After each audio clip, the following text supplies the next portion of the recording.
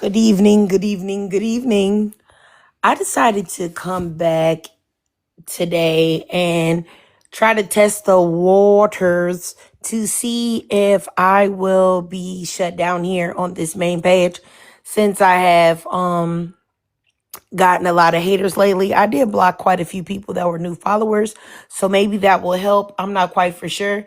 Yes, me too, Journey. Love a late night stream. But today I wanted to talk about I don't know if you guys know who John Cannon is.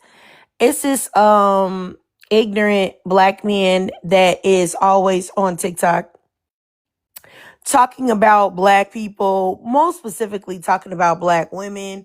And he doesn't even he has a whitey wife. And I always felt like he was like a super weirdo because it was like, why are you always talking about black women and what black women should be doing and how black women should look and all of this type of stuff when you don't even talk to black women? So it's like, who cares what you think about black women? So uh hold on, y'all. I had to put it on my okay, yeah. Yeah, oh yes, he's hard to look at for me too. Like you can just really tell that he's like a raccoon, and it's very like off-putting to me. And you can tell that he really thinks that he's all of that because he like I guess goes to the gym or whatnot. He's just very off-putting, like just totally. Yes, we're talking about John Cannon. John Cannon. I think that's his name. Hey, how you doing, Gabrielle? Hey, how you doing, Avery? Yeah, so like I wanted to talk about this because I just think it is so strange that you have people that will talk about black women all day long, but they don't like black women. And it's just like, why are you always keeping black women's name in your mouth when, excuse me, the community that you are linked up with are white people? So why are you not talking about white tea women and what white tea women should be doing, seeing as though that's the community that you're connected to? You know, I always just thought that's like really weird. Like, as a black man that has a white tea wife and a biracial family, why are you not talking about the white tea side of things? That's what you know about. You know what I mean? It's very weird. Like, I don't understand. Hey, how you doing, Miss Desi? Hey, how you doing, CJ? Hey, how you doing, Brown Sugar? So I just wanted to know, like, do you think that black men that are not entertaining black women at all should be speaking on black women? And I mean, I pretty much feel like I'll know your answer to that. So if you could tell me, why do you think that black men that don't want anything to do with black women, why do they spend all of their time talking about black women as opposed to the women that they have chosen, like white tea women?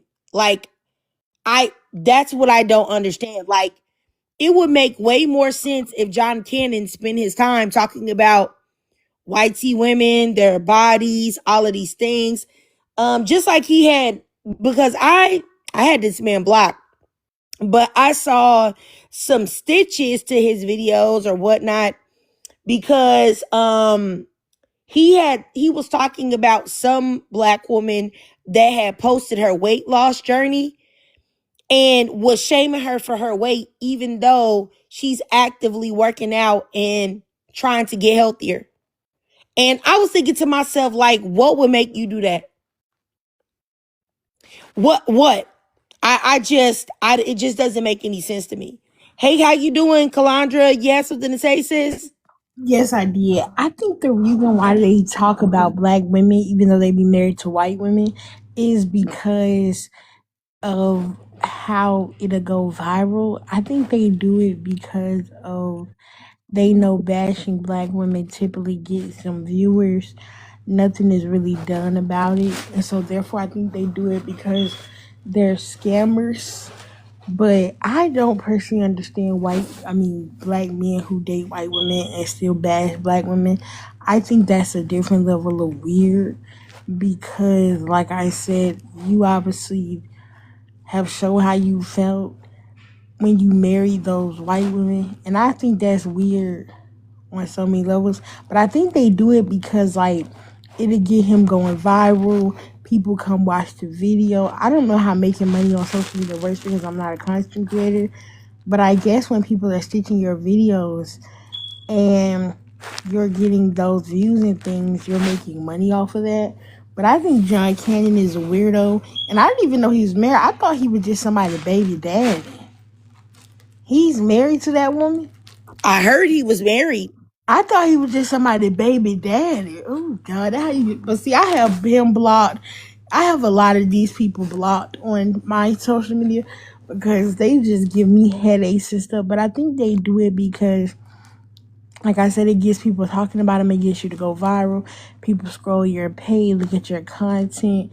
And for some reason, I think TikTok is a little weird because I don't understand how hate for black women goes so, like, that's not reported. Or, like, the things that people say about us isn't reported. But the things that you hear about other communities do get reported. And those videos do get taken down. Yeah, I mean, I definitely think that you got a point with the going after black women and stuff because it gets clicks and stuff like that. Y'all said y'all can't find his name is John John Cannon. I think Cannon. I think. Um, but yeah, I definitely think that that has a lot to do with it because everybody knows that black women are unprotected and no one cares. But I also, I don't even understand why he even has like a platform because he's kind of like red pill, diet red pill. And I call diet red pill content to where men are definitely red pill misogynists, but they try to pretend and fake the funk that they're not. Like those type of men, that's the type of content that he makes. He makes content for men that are red pill, but they're smart enough to know that that's a terrible thing to be, even though they are that, so they pretend to be something else. But yeah, hey, Brown Sugar, you have something to say, sis? Hey, ladies. I did want to say I completely agree with Kalandra. I think that, well, first of all, I never heard of this dude a day in my life, but I do feel like because there is, like how you said, black women are unprotected and it's easy to go viral if you talk bad about black women, this and that. Um, it's for clicks and views, rage bait. And I think they really despise black women, but it's a fascination with us because we are the blueprint and we look better than the preferences. So I feel like, they low key want, their women to look like us. That's why you see them wearing the baby hairs, doing bonnets, getting braids, all this other stuff, because we are the blueprint and they never could be, never will be. But yeah, I think it's unacceptable. And I feel like black men like that date out, they should just mind their business and, stay within the YT community or whatever community they decide to appropriate with. Yes, I think so too. Absolutely. I'm about to show y'all a picture. That way y'all know who I'm talking about. Um, this is him right here. So I don't know if y'all have ever seen him before. But this is John Cannon right here. And yeah, like he's just so yuck. But this is him or whatever. And he's pretty fairly popular here on TikTok. Fairly popular with like incels and delusional black men that will, talk about the fact that men don't age and men are going to be worth so much all forever, and when they're 75 and there are going to be all of these 18-year-old girls just ready for them to whatever. um but yeah, I find it's a lot of black men that do this, like I said, that have you know what? I don't know if this is controversial, y'all. Y'all can, and this doesn't apply to black women, but I really, once I see a black man has a white tee or non-black spouse, I don't, it doesn't matter. It does not, I don't want to make it like I'm singling out white tee women because I'm not. If they have a non-black spouse and it's a black man, I automatically just will never support anything they do. Whether they, I don't care what it is. Like anywhere you would need my support, you won't get it. Because I find that most black men, I would say 95% of black men that date out have some type of self-hatred issues. And it's not the same for black women either. Because people say, oh, that's a double standard. Why is it that black women are able to get it? Because black women, most of the time, are not doing it out of self-hatred reasons. Now, are there a small percentage of black women that do that? I think it's in reverse. I think 95% of black women that date out because of necessity, because they found someone that they cared about, et cetera, et cetera. And maybe 5% of black women date out for self-hatred reasons. So it's a totally different mentality behind why black women do it versus why black men do it. And that's the reason why I just simply just don't. I don't respect black men that do it at all. And I just won't support them in any way. I don't care what it is. And there are like actors, you know what I'm saying, or singers or whoever that I have thought have been attractive. And then I found out who they deal with, and I'm just like, yeah, you're gross. I don't even, I can't even find you attractive anymore. Let's see here. Miss Desi says she dated out because he's on her level, and that's my thing. And I think that's what happens with a lot of black women who date out. Those be the reasons why. It's not for self-hatred purposes like most black men. You have something to say, Brown Sugar? Yeah, I wanted to say I feel like most black women want to date black men, but a lot of them are saying they don't want to get married. They want you to go 50-50. They want you to have struggle love. So it's just like it's hard for us and we have to find other options. I So it's think not that we that's don't want to, but it's hard. Yes, I think that's a great point that you made too, Brown Sugar, because I I will say this, a lot of times I've talked to black women behind the scenes that, advocate for like dating out or be like, they're dating out now and they're not messing with black men anymore. Or that mostly all of them have told me that black men were their preference, that they would have preferred to be with a black man, but black men were acting up, acting, disrespecting them or doing this, that, and the third. And so they were like, I'm just going to go ahead and leave them alone. Or they started looking elsewhere. And that's what I mean when I say that there's just a totally different motivation in why black women do it versus black men doing it. Because black men are doing it even though they have a plethora of black women to choose from that are educated, intelligent, hardworking, nurturing, loving, all of these different qualities that they have that actually want to be with them, but they do it because they're so buck broken and full of self-hatred. So it's just like, y'all said the live is skipping. Oh my goodness. If you guys can keep liking the live, but I'm sure that I'm being reported, y'all. And it's so upsetting. It doesn't matter where I go either. It's like really crazy how TikTok allows people to abuse their like reporting system. You know what I'm saying? But yeah, so like I was saying,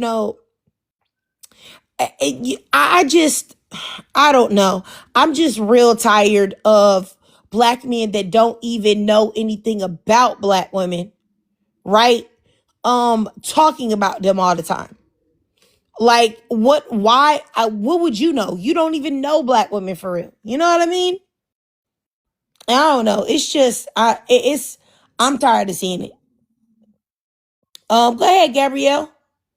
Yeah, I definitely agree with you. I definitely think it's weird. Like, if this guy, is married to whoever he's married to, I mean, I don't care, but it's like, why is there a focus on us, on like BLK women? And I know you said he's like red pill, so I mean, I have thankfully never heard of him, but I know you said he's like red pill, or like he's like one of those like red pill light people. It's like, but he has, a whole wife. Like, why is he not focused on his wife? Like, why is he making red pill content? Why is he focusing on us as BLK women? Like, I don't I don't get the logic behind it. You know, I mean, like for guys that like I don't like and that I'm not attracted to, I just don't deal with them. Period. I don't talk to them. Like there's not. So I just wonder like why is he putting so much energy towards what he doesn't like? You know what I mean? Like what's the point of that? I guess is kind of what I'm wondering because I don't know who he is, so I've never heard of him until now. Oh, okay. Yeah, I got you. I mean, I totally be wondering the same thing, but I do think it probably has a lot to do with, just like Kalandra was saying, a lot to do with the fact that he's making money off of degrading black women. And that's probably his motivation. And also he's gotten quite popular from doing it. Sasha, hey, did you have something to say? Yes, I was just looking at the prompt. Are we talking about a specific person, or is this just in general about black men that speak on us when they date out? Well, I was really the person that inspired the live was John Cannon. And how he's just constantly talking about black women, but has a white wife, but is never speaking on white women. Oh, But it I could be don't. about something else too, if you want it.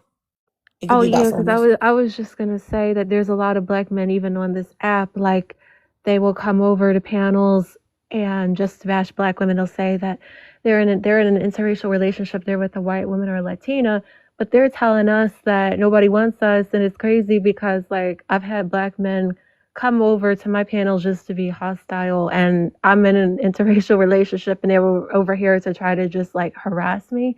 And black men, I think that a lot of them are just demonic. They're sick and they need therapy because they'll say that they don't want us, but they don't want other men to want us either. And I think a lot of those men are actually DL because this seems like something like a woman would do, like to kick you out of the competition. They got to bad mouth you to everyone. So I don't date non-black men that are friends with black males for this reason because black men will try to sabotage your relationships and badmouth you to them. So that's what I've learned in my experience is to just avoid any guy that associates with black males. But that's all I just came to say. Oh, okay. I got you. I mean, I definitely have seen black men that talk about black women. That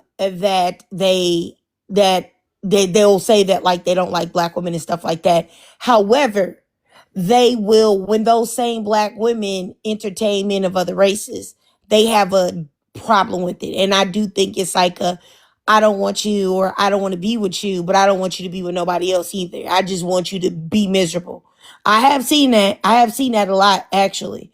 And I think it's very weird. And anytime, if you've noticed, anytime you see like a black woman that is unalived, like intimate partner violence, and her partner, it was a non-black person, you see a whole bunch of black men in the comments, going in and making fun of the black woman that's lost her life and saying that, oh, this would have, if she had just chose her own people, that wouldn't have happened, even though black women have the highest rates of, DV and, femicide, but at the hands of black men, mind you. I don't know where that type of I don't know where that comes from, but I have argued with many of people in the comment sections about stuff like that, and I find that to be disgusting too. But I don't know. Oh, you have something else to say, Sasha? Yeah, like there's this woman named Lauren Smith Fields. She passed away a couple years ago, and black men were celebrating when she lost her life because she was with a white man. And they keep looking for these cases so that they could try to scare black women into not dating out, but they're never talking about Emmett Till. They're never talking about I forgot the name of this dude. He was African, but a white girl who was an OF model ended up unaliving him a couple years ago. Black men are never talking about those cases. They just keep talking about white men are out to unalive us. So yeah, it's just very bizarre. They're never telling other black men to stay within their race and trying to fearmonger. So yeah, that was just something I was thinking about too. You talking about that Courtney girl? Yeah. Mm-hmm.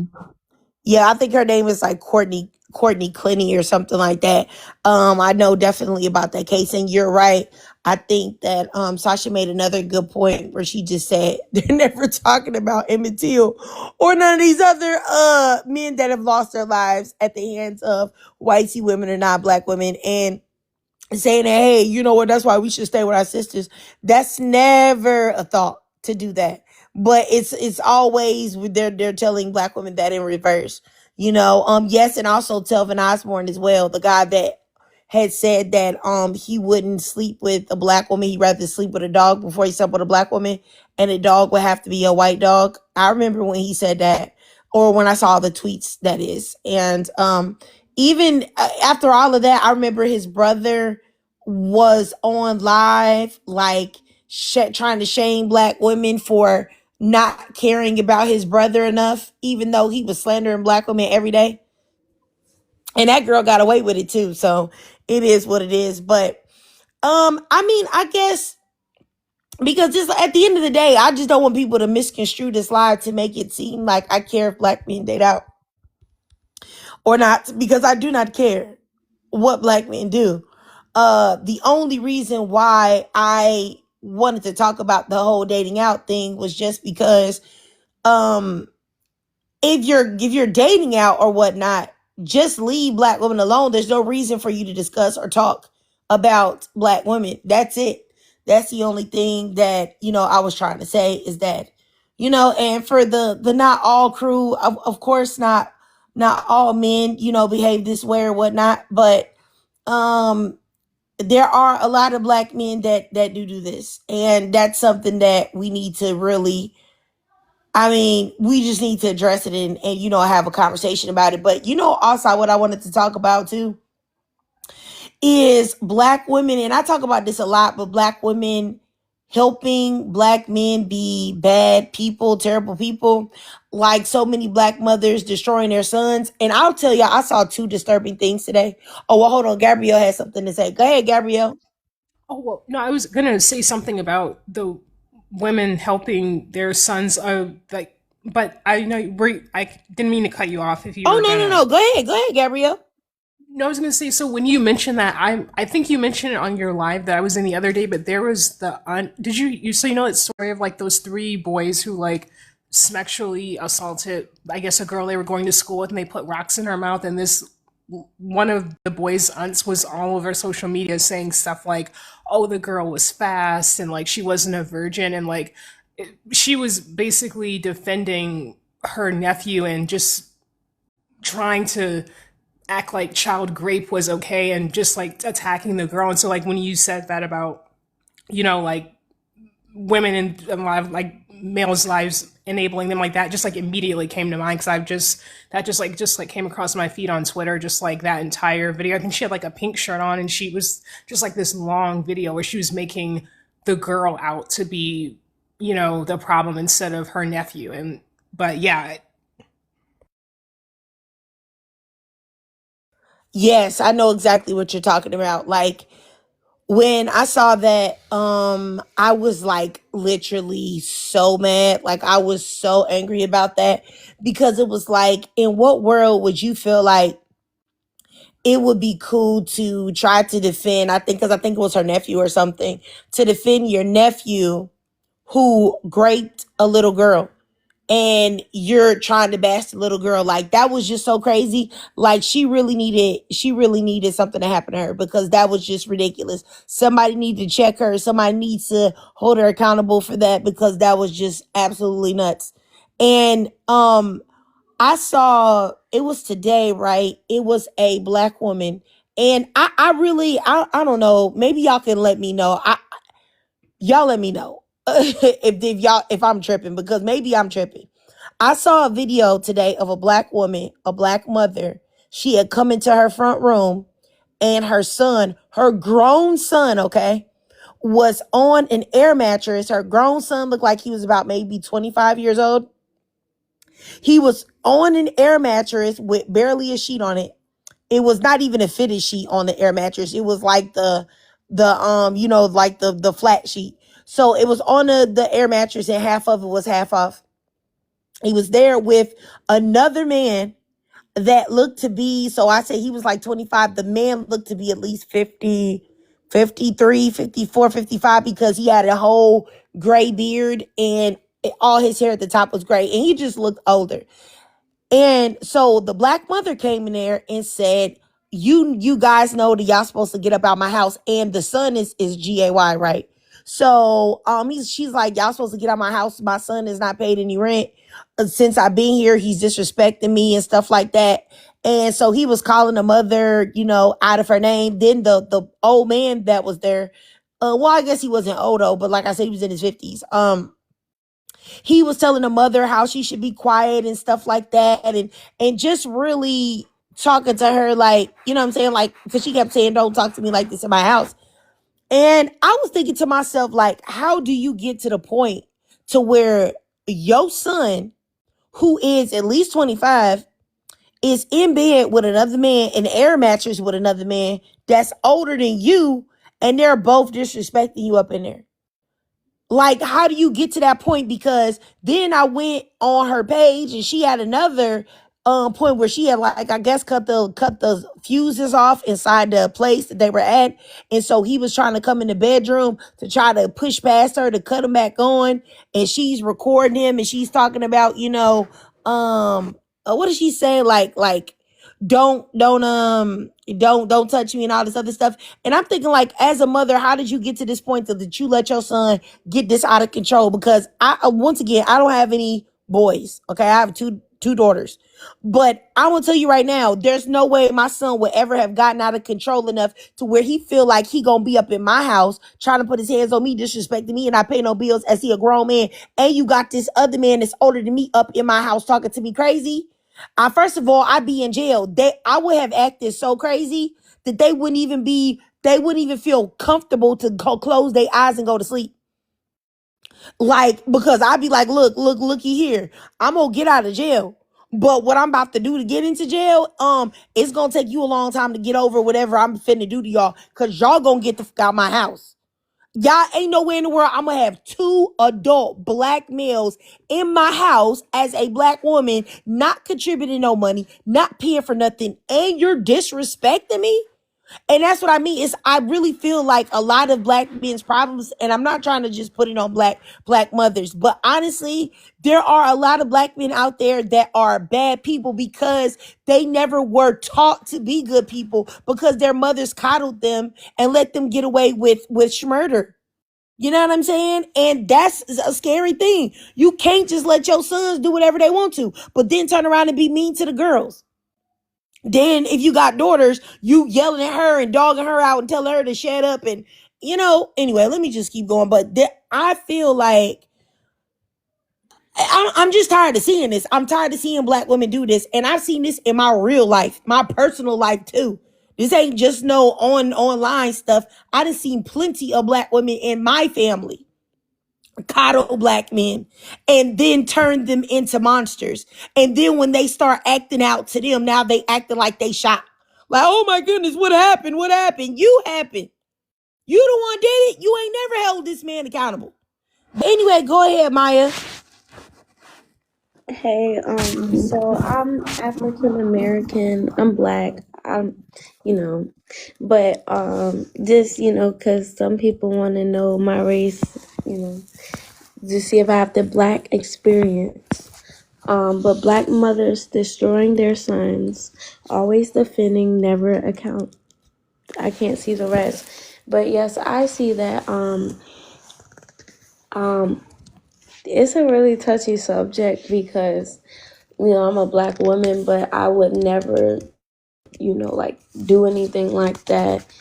Hold on, let me just mute because, like, honestly, like, I felt your pain in what you just said. Like, not gonna lie. Okay, I got you, Maya. I'll tell you, like, I don't know. It's just seeing this happen over and over and over again in so many different scenarios. I really do feel like there's something that black mothers that are raising black sons have got to work on. Like, if you're not holding these young men accountable ever while they're growing up, when they get to be older, it doesn't matter if they put their hands on a woman or they do this, that, and the third. You're always talking about it was the woman's fault. It was somebody else's fault. This is how they grow up to be like this. I literally just saw a article about a 16-year-old boy that I think he like robbed some homeless person or something like that. And I think it was for like $10 or something. And he unalived the person and bragged to his friends about hearing the person gasp and take their last breaths or something. And when you hear these stories about these young black boys and also black men, you think to yourself like, what's going on?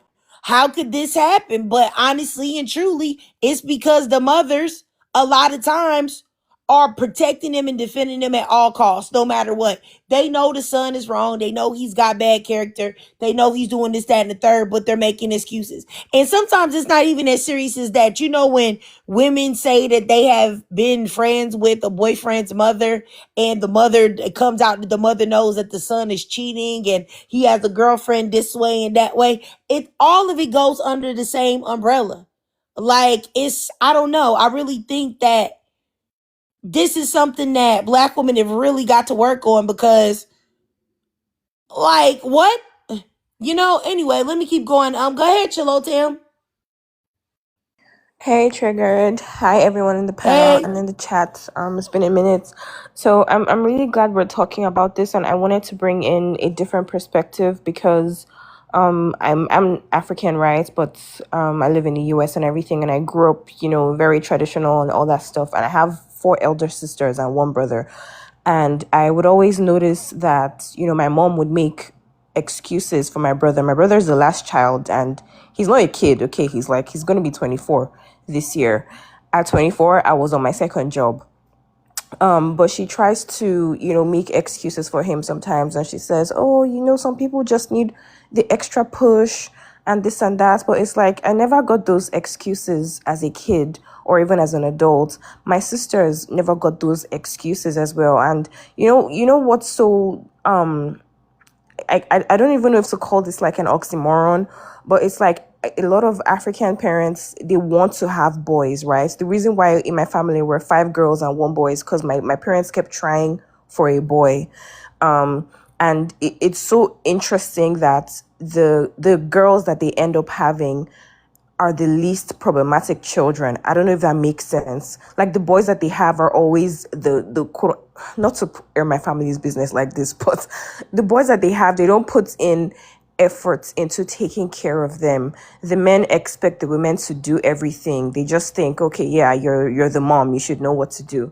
But then you're a man. If you want to have a boy child, you should be ready to take on that responsibility as well. You know what I mean? So I just find it really funny how they make so many excuses for them, and then for us it's nothing. They're so hard on us. I remember, having debilitating cramps and they'd still get mad at me for not cleaning. Meanwhile, my brother is just there chilling. You know what I mean? So I just wanted to say my piece. Thank you. Oh, no problem. No problem, Chilotem. I totally understand what you're saying. And I'm so sorry about the cramping thing and him just chilling, because I know that probably really bothered you, because my cramps are also debilitating as well. So I'm sorry to Yep. hear that. Can Thank I you. say something? Yeah, go ahead, Maya, and then I'll get down there to you, Gabrielle. Okay, because I have my own experiences. I've been abused by, black women who are in my family, and women who are not in my family. But sometimes I look at it like, what if that's what they went through? You know what I'm saying? Because some people just don't know that therapy exists. And it kind of hurts me because I'm pretty sure, any race of women do it, but we want to hold black women accountable. And I get that. I get that. I really do. Hold on. Yeah, I mean, I'm definitely not trying to say that black women are the only race of women that coddle their sons. I think that people coddle men in general, which is the reason why a lot of things are acceptable for men to do, and it's not acceptable for women to do it. But I just don't want to keep it a buck with y'all. I've said this a million times. I don't care about white tea women. I don't care about Asian women. I don't care about Indian women. I don't care about none of them. I mean, not that I have any ill feelings towards them or anything like that, but the only women that I'm focused on is black women, Those are the only people that I'm advocating for, fighting for, discussing and talking about are Black women. You know, we need an advocate. We need advocates for us because we are forgotten and, you know, disrespected and unprotected. So I do focus on Black women, but make no mistake about it. All women do this. There are I literally saw a article about a girl that had been raped by her brother, went to jail for it, and the mother loved the son so much she brought the son back in the home with the daughter, and he did it again. And those were white tea people. So that stuff happens with them too. But I just and he wasn't supposed to be there either. But yeah, I just prefer to talk about black women. But go ahead, Gabrielle. Yeah, I was gonna say there's actually been a study on this. Like, I think it's said that like daughters who are adults are more likely to care for their parents when they're like old, up in old age. And I just feel like, okay, for parents who are going to be like super male centered and clearly favor their sons over their daughters, I don't think they deserve, labor from their daughters when their daughters like grow up, because it's like the same parents who are terrible to their daughters a lot of the times and show all this favoritism towards the sons. When those parents need help later in life, then they want the daughters to like, stop what their daughters are doing and go back and like care for them in the home. Meanwhile, they're okay with their sons just going out and doing whatever. And I just think, why? Like, the son that you think is so great, like, let him, move back in with you and do whatever he needs to do for you. Like, that is what it should be. Because like right now it's like this cycle of like girls get treated terribly, boys get given all this grace, and it's never, it's just not an even scale. It doesn't make any sense. It's like, and like I really think it comes down to like misogyny. And like someone in the comments said, like, there are some mothers who want their sons to like be like pseudo husbands, but it's like, if that's what those mothers want, then they need to be calling their sons like to like take them to, I don't know, the whatever they need in their old age. Like, I'm just so tired of seeing stories about daughters being mistreated, like what Chalotam said about the way that, her brother is given favoritism. Like, I don't think that's I don't think that's great. Like, I've seen gender reveals of like where their dad, like, the balloons pop and they see it's a girl and they get so, angry about it, but you never see that when it's like a boy. And like, this is why I understand, like, when I go online, I see like some women say like, if I have a kid, I only want it to be a daughter, or it's like going to be like a daughter, or some abortions. Like, I get that, because it's like so many sons are given favoritism over their sisters. And even like what you just said, host, like you said there was a case of like a boy assault, or a man assaulted his sister, and the mother did not even care about her daughter's own welfare to protect her daughter, and brought her daughter's rapist back into the home and then let him do it again. But I bet that if that mother needed help in her old age, she'll be calling her daughter and saying, hey, can you leave university and come help me? Like, this, I don't know, like, within the past few years, like, I have just gotten to a point where I cannot deal with the misogyny. I just feel like all of these people who think men are so great and daughters are so, not valuable, they need to be calling their sons and their husbands and all of these men who they worship, like, they need to stop turning to women and turning to us when their lives are in shambles. But that's just what I think about it. But I totally agree with you, host, obviously. Can I just say that no matter what happens to me, it should be no reason to abuse a child that you sat and had. But to the women who do, do that, I kind of understand, because Black women go through a lot. And this is not an excuse, because I personally wouldn't do that, because first of all, you have to be messed up in the head. Like, it's therapy, available to all of us. And none of that is necessary, really. God. But sorry. Hold on. Oh, Hello, would I'm sorry, I had to you smell unmute my white myself. vagina? Would you like to smell my white vagina? Okay, so I say to whoever that person that came up here, like, do you know like how unhinged and weird that you gotta be that you just want to come up here and just say that for 1 second and get dropped? Like, what exactly do you get out of that? That is so weird. Like, what do you get out of it? Like, nothing, because all you're gonna do is get dropped, bro. Like, that's some weird behavior. Like, and that was the voice of a grown woman. I know y'all heard that lady voice. That was the voice of a grown adult woman, like a total adult woman, like for sure. Let me block this lady. Okay, I just blocked her. Like, that's very weird. And the fact that was a white tea person as well. So the fact that you took your time to make a profile with a pretty black girl on there as a picture because you like, okay, yeah, they'll add me up, and then to just get dropped and blocked like that. Honestly, like, I don't understand. Like, it be like some people out here that's like really nuts for real, because that's really crazy. I've seen a lot of lives that I didn't agree with, or people were discussing. I've seen a lot of lives with white tea people, white tea Hispanics, Asian people, etc., etc. I never thought of making a profile with one of their people's picture and then coming up there and saying it. Like, honestly, bruh. But anyway, let me just keep going, because that's probably what that person wanted me to keep talking about them, and I'm not, because for what? Wait, can I Weirdo. say something, please? Oh yeah. Sorry, brown sugar. Go ahead. No, you're good. I did want to say, like, I definitely, agree with this topic that, black women do have to step up and do better. But I feel like they do their sons a disservice by not being honest with them and being more hard on them. And I feel like when it comes to young men, they do have to be trained a certain way. And I do feel like it can be done, because even when I go to my daughter's school, some other young men, I can tell they're not being taught right, but some of them are. They'll hold the doors, they'll be very respectful. And I hate that, it does give those young men a bad rep.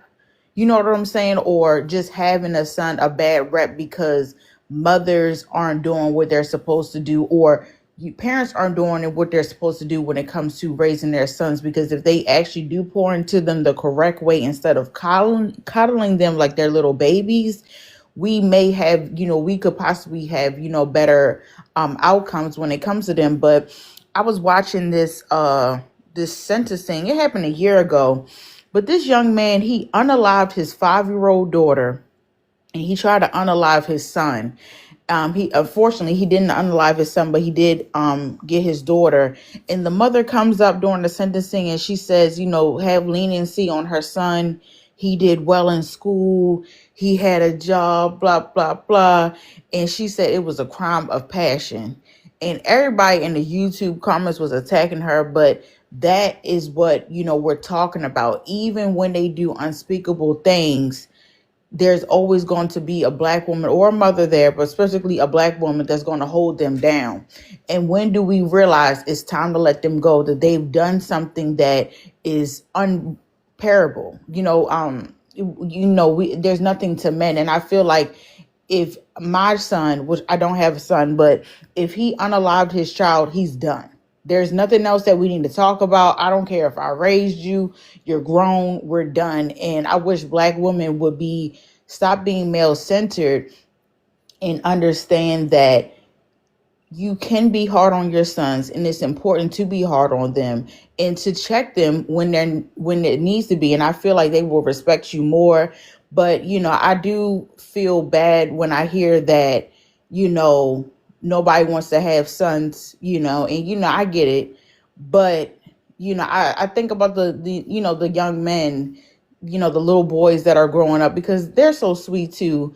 I hate how they get turned, or I don't know. But I was volunteering at my daughter's school. I did a presentation, and the little boy ran up to me and gave me a hug. So I love the children, but I don't know, my mind is everywhere. But I feel kind of sad about that a little bit. Yeah, I mean, I totally get what you're saying, brown sugar, about that. I mean, what I've always said about the whole discourse of like when women talk about like and this is like no shade to anybody. We all have our own perspectives about like kids and everything. Only thing I've ever said is that if you feel like males are so bad that if you had one that you wouldn't trust that boy, you wouldn't trust you raising the boy to grow up to be a good man, then I feel like you shouldn't be having sex with men in the first place, because you don't know that man you're having sex with. Like, he could possibly go off the rails too. So if you can't birth a son, I don't why are you taking dick? Like, you shouldn't be taking dick either. Like, that should be, you shouldn't be taking dick, and you shouldn't be having boy sons. So you shouldn't be in a position of where you're gonna have to do that, because you should be in a same sex relationship. That's just my opinion. And then the other thing that I wanted to say real quick was about mothers, and like, I don't believe in excusing black mothers that raise horrible black sons, or women in general, but I'm only speaking about black women because that's all I care about. And I'll tell you why: because I was raised, both my parents were married. um wasn't raised still in the best circumstances with them. They did a lot of things to me that were not right, and I don't talk to either one of them at all, and I'm the only child. Okay. And I didn't go to therapy. I actively said, you know what, I didn't like the way I was treated. I didn't like the way my parents did this, that, and the third, and I'm going to be better if I ever have children. And I have actively really worked hard at doing that. So I don't think that that's just an excuse that you could just be like, oh, you had trauma, so I just went off the rails and just did this to my kids. Like, yeah, I don't give a lot of grace for that. That's just my opinion. Yeah. Maya, you Can had I something to say say? something? Yeah. Go ahead. Yeah. A lot of BM black women, well, I said BM. A lot of black women, we don't understand. And I say we because I don't like to other myself, even though I am a other, but let's just pretend that I'm not. We don't know the difference between discipline and abuse, right? Because when you discipline somebody, you take away something they don't like, maybe even, let's say, as far as going to a slap on the hand. Why are you throwing TVs? Why are you punching him in the face? Why are you punching your daughters in the face? Why is this? Because and then the daughters tend to act just like their mothers, just unhinged, attacking everybody, wild animals. And I'm not talking about monkeys. I'm talking about wild animals. And they're literally exactly what everyone wants. We see all the school fights, right? When we was in high school, everybody recording, seeing the black girls, everybody. We was influencing everybody to fight at one Okay, point. Maya. I mean, I don't know. Okay. I'm not really trying to be funny. I just want you to know that I mean this with the deepest, sincerest question. I don't know if we're having the same conversation. No, we are. No, I'm just gonna tell it like it is. Cause If we're gonna be honest and no sugarcoating it, the reason why this is happening and the reason why we're getting traumatized by people and women who look just like us is because we don't know discipline versus abuse. But what they got to do with the prompt, though, sis? It says black Because it mothers says black destroying their mothers son. destroying their sons, so obviously I would make a educated guess that they're abusing these sons as That's well. not true. yeah, I don't think that's true at all. I think a lot of times the problem is the mothers aren't doing Oh, that to the well, sons at maybe this all. is the wrong topic. I'll just go. Maybe. Poor baby. I mean, you didn't have to go, but I just was confused. You know what I'm saying? I'm sorry about that, Maya. I didn't mean to run you off. I mean, I was really willing. I was really willing to roll with it. You know what I'm saying? I saw Gabrielle. I would just thought maybe she had some hen dog. You know what I'm saying? It's Saturday. It's Saturday evening. I thought she might have had some Grey Goose. You know what I'm saying, or some tequila, and she was just, she was a little, she didn't know everything that was going on. So I was just like, oh, okay, I'll roll with it, sister. I'll listen to you. I just was trying to get clarity. That's all. But I wasn't trying to, I was just, but I didn't mean to run you off at all. I really didn't. Like, I really still am open to hear what you were trying to say. Like, truthfully, I just was confused about like what you were talking about, like black girls teaching everybody to fight um and inspiring everybody to fight and stuff at school, like that black girls were the cause of that. And I was just like, that's not true. So I just was confused about that. That's all. But I definitely wasn't trying to run you off, and I don't want to run you off. So if you want to come back up, you know what I'm saying, that you're welcome to. Because I don't want anyone to think that you have to believe, what we believe for you to be up here and you have a speech or anything. Yes, absolutely. You can most definitely have an opinion, a differing opinion, Maya. I just didn't know how that, I just was trying to find out what that had applied to the topic. That's Okay. all. But no, I really am here to listen to you. And were you done? You can go ahead, Maya. If you have something to say now. Yeah, I was this is how I was relating it to the prompt because and I'm sorry if I kind of took it to another route. That's not what I was trying to do, and I personally apologize if it offended anybody or confusion anybody, because I guess that's the word now. But I was saying, like, in the photo, you see her yelling with her hands pointed. So I just made an observation that she was angry. And then, like, with my own experiences, I just thought it could have been a form of abuse. And because I know a lot of black men claim they've went through abuse with their black mothers. And I'm not trying to say we're evil people. And that's why I said that I said we, even though I am honestly a other, regarding situations, because I don't want to share my personal business, but this hits very home to me. That's all I'm going to say. But I've made it clear that this is not the type of stuff that I condone in my family and stuff like that. And that's why the whole time I've been up here, I have not kind of been saying things really and just trying to listen, you know. Hey Maya, can I ask how old you are? I'm 21. Okay, okay. All right, you guys. All right, I'm gonna go down here to Gabrielle. Did you have something to say, Gabrielle? Yeah, I just wanted to say that when I was talking about the thing about not about some women saying they don't have want to have sons, like I wasn't saying that I think that men are like or males are like biologically evil or born bad. I don't believe that, but I just do believe there's something about the socialization, the way that so many boys are socialized now. Like there's been like a disturbing uptick of cases of like boys, like using AI to create like sexually graphic images of the girls they go to school with. We're seeing more cases of boys who are like raping the girls that they're going to school with. There's just like all of these stories are coming out and making national news. And like, I don't think that, that means that every boy is evil, but at the same time, we're seeing this like epidemic of them becoming more violent, more angry. There's just the Gen Z study where it said that Gen Z boys, like a third of them think that women should be, obedient to their husbands. And it's just what, what is being done to like stop this? Like, I do get that there are some guys who are good guys, but it's like, even if you like, let's say you meet it, like, I don't want this period, but let's say a woman meets a guy, he's a genuinely great guy and they have a son, like there's no guarantee that even though that man himself is a good man, that his son will be a good man. Because I do think there are some parents who do genuinely try to do right or do well by their sons, and then their sons go out and grow up and become like the next Andrew Tate or Myron Gaines. Like even like some of these men in the manosphere, like they had mothers who actually sacrificed for them, and put in the work for them.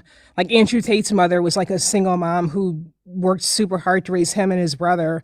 And look what they turned into. Like they're in the Manosphere Netflix documentary. Like one of the men featured in there said that his mom was against, sexism, misogyny, racism, all of that. And look what he became. It's like, it just seems like with a lot of boys, like they start, like obviously they don't start off evil, but they grow up and they get socialized or whatever. And they turn into these monsters. And it's like, what is being done about that? Like, I just feel like logically speaking, like what is the other solution beyond just like not birthing them? Like I'm sorry, like I know that sounds gender essentialist, and I really do not believe in gender essentialism. I do not believe in that, but I'm just saying the socialization, it's really getting to a point where it's like getting dangerous for women and girls. And it's like girls are going to school and being terrorized by boys.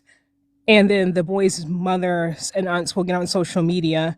And even when the girls are great, they will defend their nephews and their sons. And it's just, I don't see how to break the cycle beyond not having them. But I like what is the other alternative? I guess would be my only question. Oh, okay. I get you. I get what you're saying, Gabrielle. And I actually, when I said what I said, I wasn't directing it to you because you said exactly what you said, before on another panel, and I did understand what you were saying, and I actually get the thought process behind it. And to be honest with you, I don't have no answers, okay?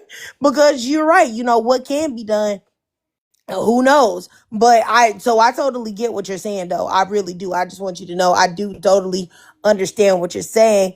I just feel like if you're going to be in a relationship, I feel like you just have to realize that that's something that you're going, if you're, okay, so let's say you're, and now if you don't want kids and you're going to put in all the precautions to not have children, I get it. Like, you know what I'm saying? That you don't have to worry about these issues. But if you're going to try to have kids, I think it's weird, and this is just me, for you to get rid of a child that you made with somebody that you're saying that you're in love with because you don't know what may happen.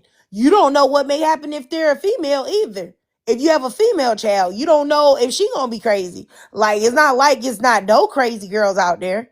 You know what I'm saying? So it's just like you don't know. So like if you're gonna be with a man, you gotta just take the chance. That's just my opinion though. But I do totally understand what you're saying, Gabrielle, for sure.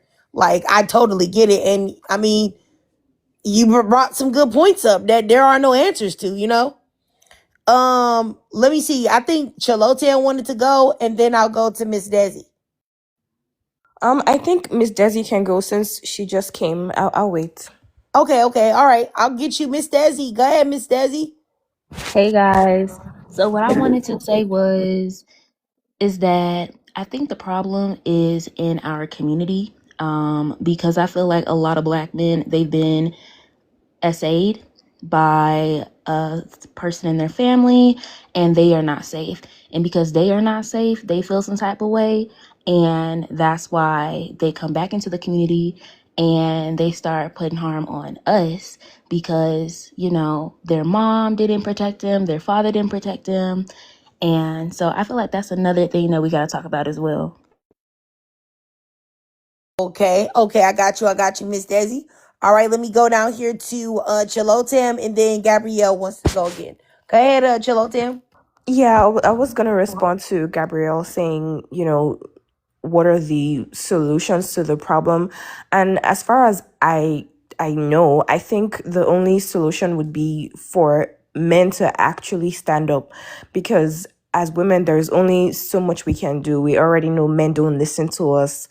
Even as teenagers, they just like brush us off and say, oh, she's a girl, you're acting like a girl. Misogyny is just so ingrained in everybody from such a young age. So I think the quote unquote good men, and that's even a gamble in and of itself, because they're called simps, or people don't want to listen to them because they think that they're, I guess, siding women, if that makes sense. But if there were to be any solution, I personally would say that I wouldn't procreate with somebody if, how do I explain this now? Like, if I want to procreate with someone, that person has to be like, okay, I can tell that you're a good person and you're going to rub off on the son if there's going to be a son. I don't know if that makes sense. Sorry, guys. English is not my first language.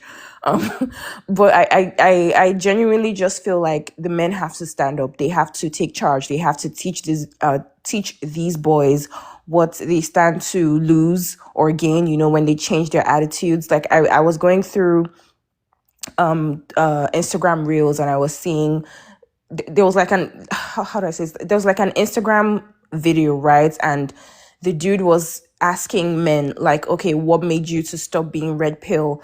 And there are so many men in the comments saying that they just talk to women, and some of them just like, challenged their beliefs. So I think, when you have gatherings of men like that, they need to be more vocal, because unfortunately a lot of the good ones are really quiet. Maybe they don't even use social media, they don't talk much.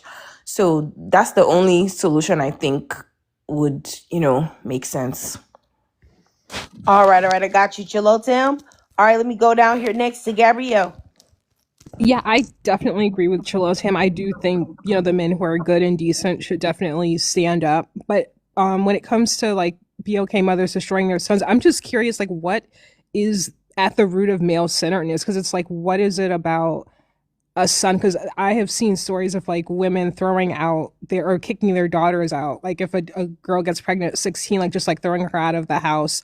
There are stories of women who will side with their boyfriends when their boyfriends essay their daughters, and it's like they choose that man over their own daughter, but they will let their sons live with them at 27 without paying rent.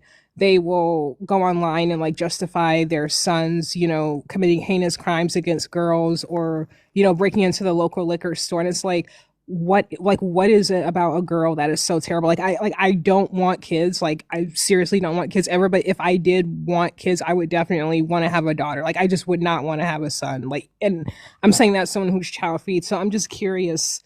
Like as someone in the comments said, she talks back, but it's like boys what break furniture. Like boys are not these just like angelic kids who never do anything wrong. Like boys throw stuff, like boys scream and throw temper tantrums. So like what is it about a girl? Like I don't get it. Like I mean I do agree with the host that like if you are gonna have kids, and like yeah, it's a gamble, like you've got I guess like a 50-50 of getting a boy, but I don't understand parents who overtly just favor sons and just think having a daughter is so terrible.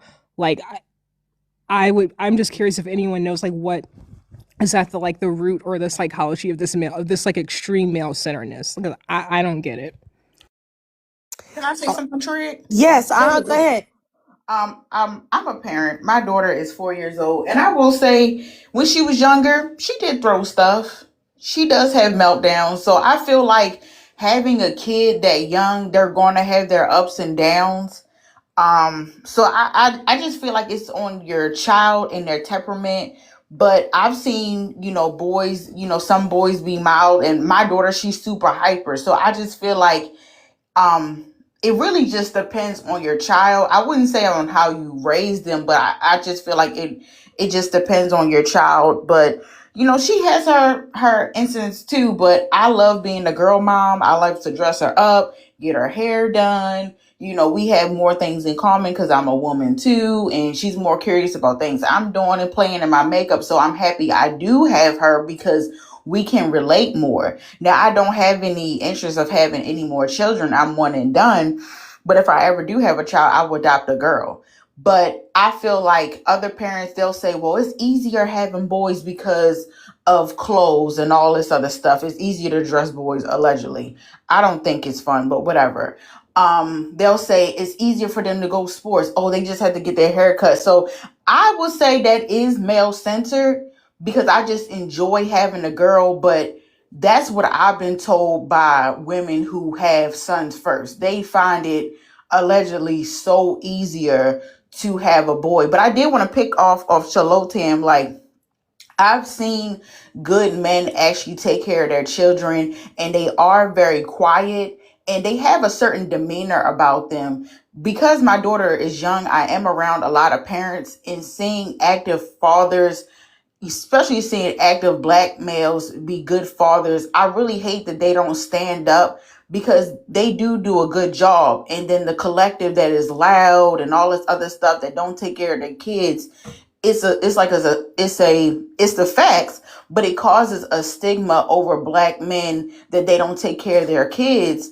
And there's this small pool that actually do a good job with their children. And I wish they would be more out loud and more proud about it. But like how Shalotam said, they're very chill, very nonchalant. They stay to themselves, not nonchalant, but they're just chill men. They stay to themselves, and they hang around other males who do take care of their children. But I would say, Gabrielle, like, definitely volunteer at some schools and stuff like that, so you can see how they behave.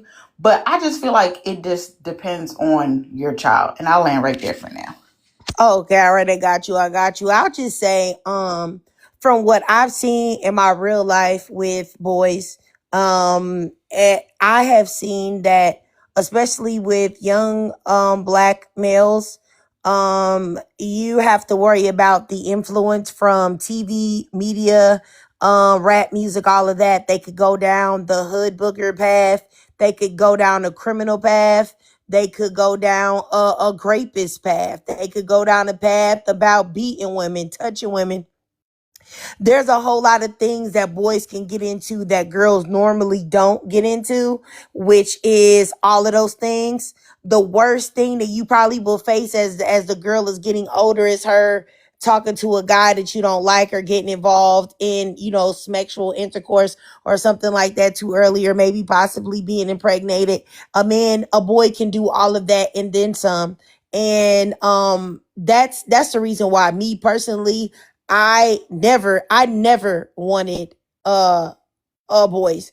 I remember when I found out I was pregnant, all I did is hope and pray that I had girls. I never wanted a boy because I saw all of that and I was just like, yuck. Like, I don't have no time to be going through any of that. And I don't care if he can get his hair cut and I don't have to worry about braiding his hair or whatever, because people say that a lot, that you don't got to do the hair. I never cared. I was like, look, I am a licensed cosmetologist. I don't got no problem doing no hair. I can do that in 2 seconds with my eyes closed. So I don't want to deal with that. So, and like Gabrielle was saying, like, what have girls done? I don't know what girls have done. I just think that society devalues women as a whole. And even though society relies on women to do a lot of fundamental tasks, like taking care of your parents when they get to be old and taking care of the family, like my doggone family barely knows the address to the house. Like, you know what I'm saying? So it's just like women are needed, but it's like women are, but no one acknowledges that women are needed. You know what I mean? It's like, it was something I was about to say, like that shows that, but my mind just went blank. Oh yes, this was what I'm about to say. My mother was raised in a big family. She had a lot of brothers, a lot of sisters. Do you know that when she's the one that took care of her parents, and they passed in their 90s, took care of the parents until, because I didn't have a relationship with my grandparents either, because they were equally as horrible. So that's the topic for another day. However, she did take care of them until they passed. They were both in their 90s. So a lot of times people are looking for the women, the daughters, to do this. And so my thing is that, what is that? If you need the women to do this, that, and the third, women are, in my opinion, are far more valuable, but yet don't get enough love and respect. And like everybody was saying, the same daughters that are treated poorly, dogged out, and disrespected by the mothers, and then the sons are favored when the mother gets sick or she loses her job or this, that, and the third. She'll be looking to those same daughters that she put down in the dirt to come and help. And it's just like, no, I'm not going to help you, because you didn't even, you said that Tyrone was so much more important and he was your favorite. Why you not having him help? Why he not here taking care of you? Why he not paying your rent or whatever the case may be? So I don't know. Can I? I'm sorry. Yeah, go ahead, Chilotem. Yeah, I was just gonna chip something in regards to your points. So I've also seen this thing where, when women are terminally ill in the hospital, their husbands are more likely to leave them. But when it's the other way around, women will stick by their sick husbands. You know what I mean? So it's just, it's such an unfair world for us to exist in. And they just, like, the only time they remember that they love having girls around is like when it's time for family events or family functions. Like, even when families come together, it's usually the women who are planning the logistics, who are pushing their husbands to talk to their cousins and get to know the family from both sides. So it's just it's some kind of cognitive dissonance where you see men getting mad during gender reveals because they're having kids. Oh, I'm sorry, they're having girls. But at the same time, when it comes to responsibilities, they shift all those responsibilities to the girls because the girls end up being more responsible than the boys that they want so much. Yep, I mean, I definitely agree with you, Chilotem. Gabrielle, you have something to say, sis? Yeah, I just wanted to respectfully respond to what Brown Sugar was saying because I'm sorry, like I just don't think this narrative that the girls are just, having these outbursts. Like I'm not saying that there are never any girls who throw temper tantrums, but if you do a side by side comparison, like collectively of like girls versus boys, like it just doesn't fit this narrative that boys are just these like quiet, peaceful little angels who never do anything wrong. I am very much online and like follow like feminist spaces and gender discourse, and there are so many girls who are going to schools and talking about how they're being terrorized by the boys they go to school with, and these are like kids who are not even like 12, 13 yet. So these are like little kids, like boys who are that young, and they're already terrorizing the girls they go to school with. But so many people just seem to invest in this narrative that girls are so much harder because, I don't know, girls get periods and like have longer hair, I guess. Like this whole thing about like a boy is so much better, a boy is so much easier to raise, like it is not aligned with reality. Like, I'm sorry, it just is not true. That's not me saying that every boy is a monster. Like, I don't believe that. I don't believe in gender essentialism, but I'm just saying the behavior. Like, there's an increase, especially within the past few years, of boys being increasingly more violent towards the girls they go to school with, increasingly more misogynistic, telling their teachers that they don't want to listen to, a woman teach them. Like, I can't I can feel my heart rate like spiking right now, like even just thinking about it. Like I don't understand the extreme male centeredness that so many parents have when it comes to a son. Like I I don't get it. I really wish like someone could help me understand like why there's just like so much focus on like a son, or like elevating sons over daughters, or just acting like it's so terrible to have daughters. Like there are mothers who will choose, like I said, choose their boyfriends who grape their daughters over their own daughters, but then they will go to court, like the host said, when their sons commit crimes and like, give character witness statements. Like I don't know if there's something spiritual to it or if it's like some kind of psychosis, but sons collectively have not exhibited any behaviors that just make them these like superior beings over daughters. I'm sorry, I just had to get that out. Okay, all right, I got you. Gabrielle, Brown Sugar, you said you want to respond? Yeah, and I hope I'm not coming off of male centered. I believe you don't have any children, but I'm speaking of a point of view of a mother who has a toddler who was around other kids who are in pre-K. All the kids have meltdowns. All the kids have fits. If anyone is a mother in here, you would know that, whether they're a boy or a girl. That's just something that happens because of their growing pains that they have. I don't have a kid that's 12 years old right now. So, I'm not saying that she doesn't experience things. And I love being a girl mom. I'm not defending, boys at all. That's not my forte. I'm a girl mom through and through. But they do have the same characteristics when they're growing up, being young. And this is something I've dealt with when I volunteered at our class, when I've seen things going on. So I'm not understanding, what you're talking about. Do you hang around children, on a consistent basis? Because it seems like you're just speaking from your personal experience, and it's fine. I definitely see the violence going on with young women. I think it's disgusting and it should be resolved. But please understand, when children are young, they go through things. They do have temper tantrums, whether it's a boy or a girl. And Trig, let me know if your children had those things going on when they were growing up. Because I know my daughter does. Even there's a little girl in the class. Her and my daughter, they have a love-hate relationship. One moment they friends, one moment they beefing with each other. But they're kids, So that's all I'm trying to come from the point of view. They're just kids right now. So I don't know. All right, I got you, Brown Sugar. I think Gabrielle wanted to respond to you then.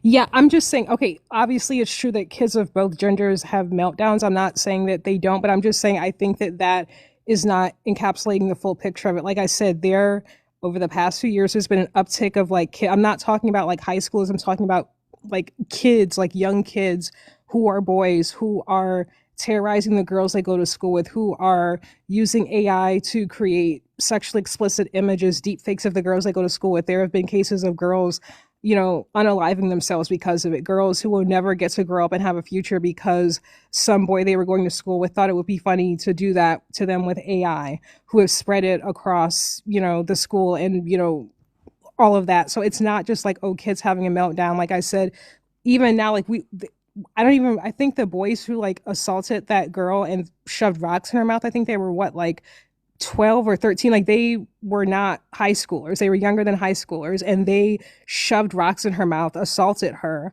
and they knew what they were doing was wrong. Okay, they tried to hide it, so clearly they knew what they were doing was wrong, but they didn't care, and they were that young and did not have the humanity to not do that to her. So there, I really think we need to be honest about what is going on with a lot of boys. Like, we can't just say, oh, it's just kids having a meltdown. We can't take gender out of it. We can't say, oh, it's just kids being kids, because it's not. No, it's gendered violence, and it's directed towards girls, and it's an ecosystem where the women and the parents, like I said, the aunt of the one of the boys who did that went online and was calling the girl fast, was saying the girl wasn't a virgin, was talking about her nephew and his friends, quote unquote, running a train on the girl. And like I guess I can feel my heart rate spiking as I talk about this, because it really is not just kids being kids. Like, yes, there are gonna be like boys and girls who have temper tantrums and all that stuff, but there's another side to it. So I don't have to go to a school or volunteer to school to know what is happening. It's all over the media, it's all over social media. This is not my opinion. Like, these are facts, and there is a problem with a lot of boys, and denying that, or just saying, oh, it's just kids being kids, like that's not honest, and it actually does do a disservice to girls. Like, that it's just a fact. Well, I think we're having two different conversations, because I'm talking about toddlers. I'm not talking about kids that are 9 and up, 8 and up. I'm talking about little kids, 4 years old. Do you understand that? Oh yeah, but those Okay. kids, yeah, I understand that, but those kids are growing up, and by the time they get to 8 or 9, it doesn't happen in a vacuum. Something about the way they are growing up leads them to believe that it's okay to assault the girls they're going to school with, or it's okay for them to use AI. So I'm saying, yeah, literally every rapist, all But of you're them not rated differently understanding based what on I'm how saying, because you were talking about how little girls and boys were different when they were younger. But I'm saying that when they're young like that, they all have temper tantrums. So I don't know what you're talking about with the AI and all that other stuff. I'm talking about it as a lens of a mother who has a pre-K child. That's what I was saying. I mean, you don't have to volunteer. I was just suggesting, because you would see that those kids possess the same behaviors. I'm not talking about the late elementary school kids, the middle school kids, the high school kids. I'm talking about the younger kids. That's why I said any parent who has had a young child, whether they're 1, 2, or 3, or 4, even 5, they do have temper tantrums. That's yeah. just what all kids go through. So I don't know. They're not even on AI and all that stuff. That's a whole different ball game. What You I'm know. trying to, yeah, no, I hear you, but what I'm respectfully trying to say is that the way that boys are being raised, like there's something, I don't know exactly what it is, but there's something about how they are being raised in their younger years that you're referring to that leads them to grow up to do the things that I mentioned, like that. Like, I don't know, I don't think there's a way to like get out of that. Like, and I think that we have to talk about that and be honest about the impact that has. So it's like, if they are at 9 years old assaulting girls and putting rocks in their mouths, and we need to be asking questions. Okay, well, what were they exposed to at 7, 6, 5, 4, 3? Like, Oh, okay. yeah, I think, okay, so I think I might understand what y'all is what the both of you guys are saying. I see both of your perspectives. I think what Gabrielle, but you could tell me if I'm wrong in what you're trying to say, Gabrielle. Like that story of that, because I had to go look it up. That's where I went to. You know, that 6-year-old boy, black boy, that brought the pew pew to school and pew pewed his teacher. Like, I feel like that normally when you hear about those type of situations, even when they're really young like that, if y'all look up those cases, they're normally boys. So I think Gabrielle was just trying to say that even at the age frame rate that your daughter is at, and maybe a little bit older than her, that there's still a difference in the way the boys behave versus the girls. So there's something fundamentally happening different with them even early on that gives her pause as to wondering what the heck is wrong with some of the boys or a lot of the boys. Is that what you were saying, Gabrielle? Yeah, that's what I was saying because I was saying exactly that. Like, there's something about the way that they are being raised in their very young years. There's a divergence because, like you said, it wasn't a 6-year-old girl who did that, it was a 6-year-old boy. Like, the ages in which we are seeing violent acts from boys is getting younger and younger. I think at some point we have to ask, okay, what are they being exposed to? What are they seeing in the home? Because I do not think that boys are just born evil. I don't believe that. I will never believe that. But I do believe the way they're raised, the way they're socialized, what they're exposed to, whatever it is causing a divergence. Like a 6-year-old, even knowing what a firearm is insane, let alone him being able to use it, let alone him being able to like pew pew a school up like that. That alone, I didn't even know about that. That alone is insane. So I guess my question is, what is it that's happening to boys at like 3, 4, or 5 that is putting them on the path to be these violent monsters? Because by the time you're pewing a school or essaying a girl and putting rocks in her mouth, like, it's too late for you at that point. I don't care if you're a kid. If you are grown enough to do that to a girl or to pew a school, then you need to be taken off the board. Like, that is just my opinion. Like, I definitely think there's something happening to boys at like young ages, and until that gets addressed, nothing is going to change, and girls are going to keep, being treated as the sacrificial lambs. Okay, I got you. Yeah, I understand what you're saying, Gabrielle. But then I wanted to say also with Brown Sugar, I understand what Brown Sugar was saying too about, like, little girls that they can do things too. But and then I know that you had mentioned about, I would say I have two daughters, and my oldest, like, yeah, she threw temper tantrums and she was wilding out here, okay? She made me want to go ahead and give her up to the adoption agency, okay? But I still kept her. But my youngest, she never did that. She never did that at all. She was just pretty much chill.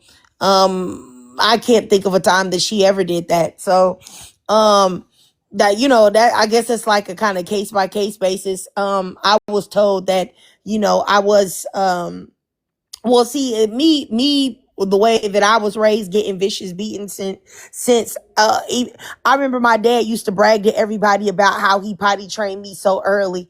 Like, oh, she was potty trained. She was barely one, or I don't even know. I might have been younger than one, but I know it was at least, I think it was like one or something. He would talk about it. He would tell me with pride and tell everybody else, but yeah, I whooped her. I whooped the stank out of her to get her to do that. Of course she wasn't gonna poop it. Yeah, I mean, do you think that you're really supposed to be having a belt and whooping a 1-year-old? Absolutely not. That's literally nuts. But yeah, so I'll say that so I can't really speak for like me and you know what how I was raised and whatnot, and what I did or didn't do, because everything that I followed all of the rules, but there was a looming threat of extremely physical violence that was gonna happen to me if I didn't do it. So let me just keep going though. I think Cheska had something to say, and then we'll go to Lazy Natural, and then Brown Sugar, if you're still in here, if you wanted to say something too, you can. But I hear both of you ladies. So I just want to know. I want y'all both to know. I see both of your points. Both your points. I validate both of y'all. Go ahead, Cheska. Hey, first of all, hey, Triggered. I Hey, haven't seen you sis. in a while. I've been looking out for you. Hey. But I just came in. I heard Brown Sugar's perspective, and then I heard Gabrielle's too. And like, I have to lean more towards Gabrielle because of psychological research, and like, I learned this in my psych class in colleges. Okay, so by age 5, your personality is like pretty much there. You're doing the finishing touches of your personality by age 10. Now, that doesn't mean that things can't change, But at the same time, look at the world, like the majority of people, they lack self-awareness. So 0 to 5 are like really the formative years for children.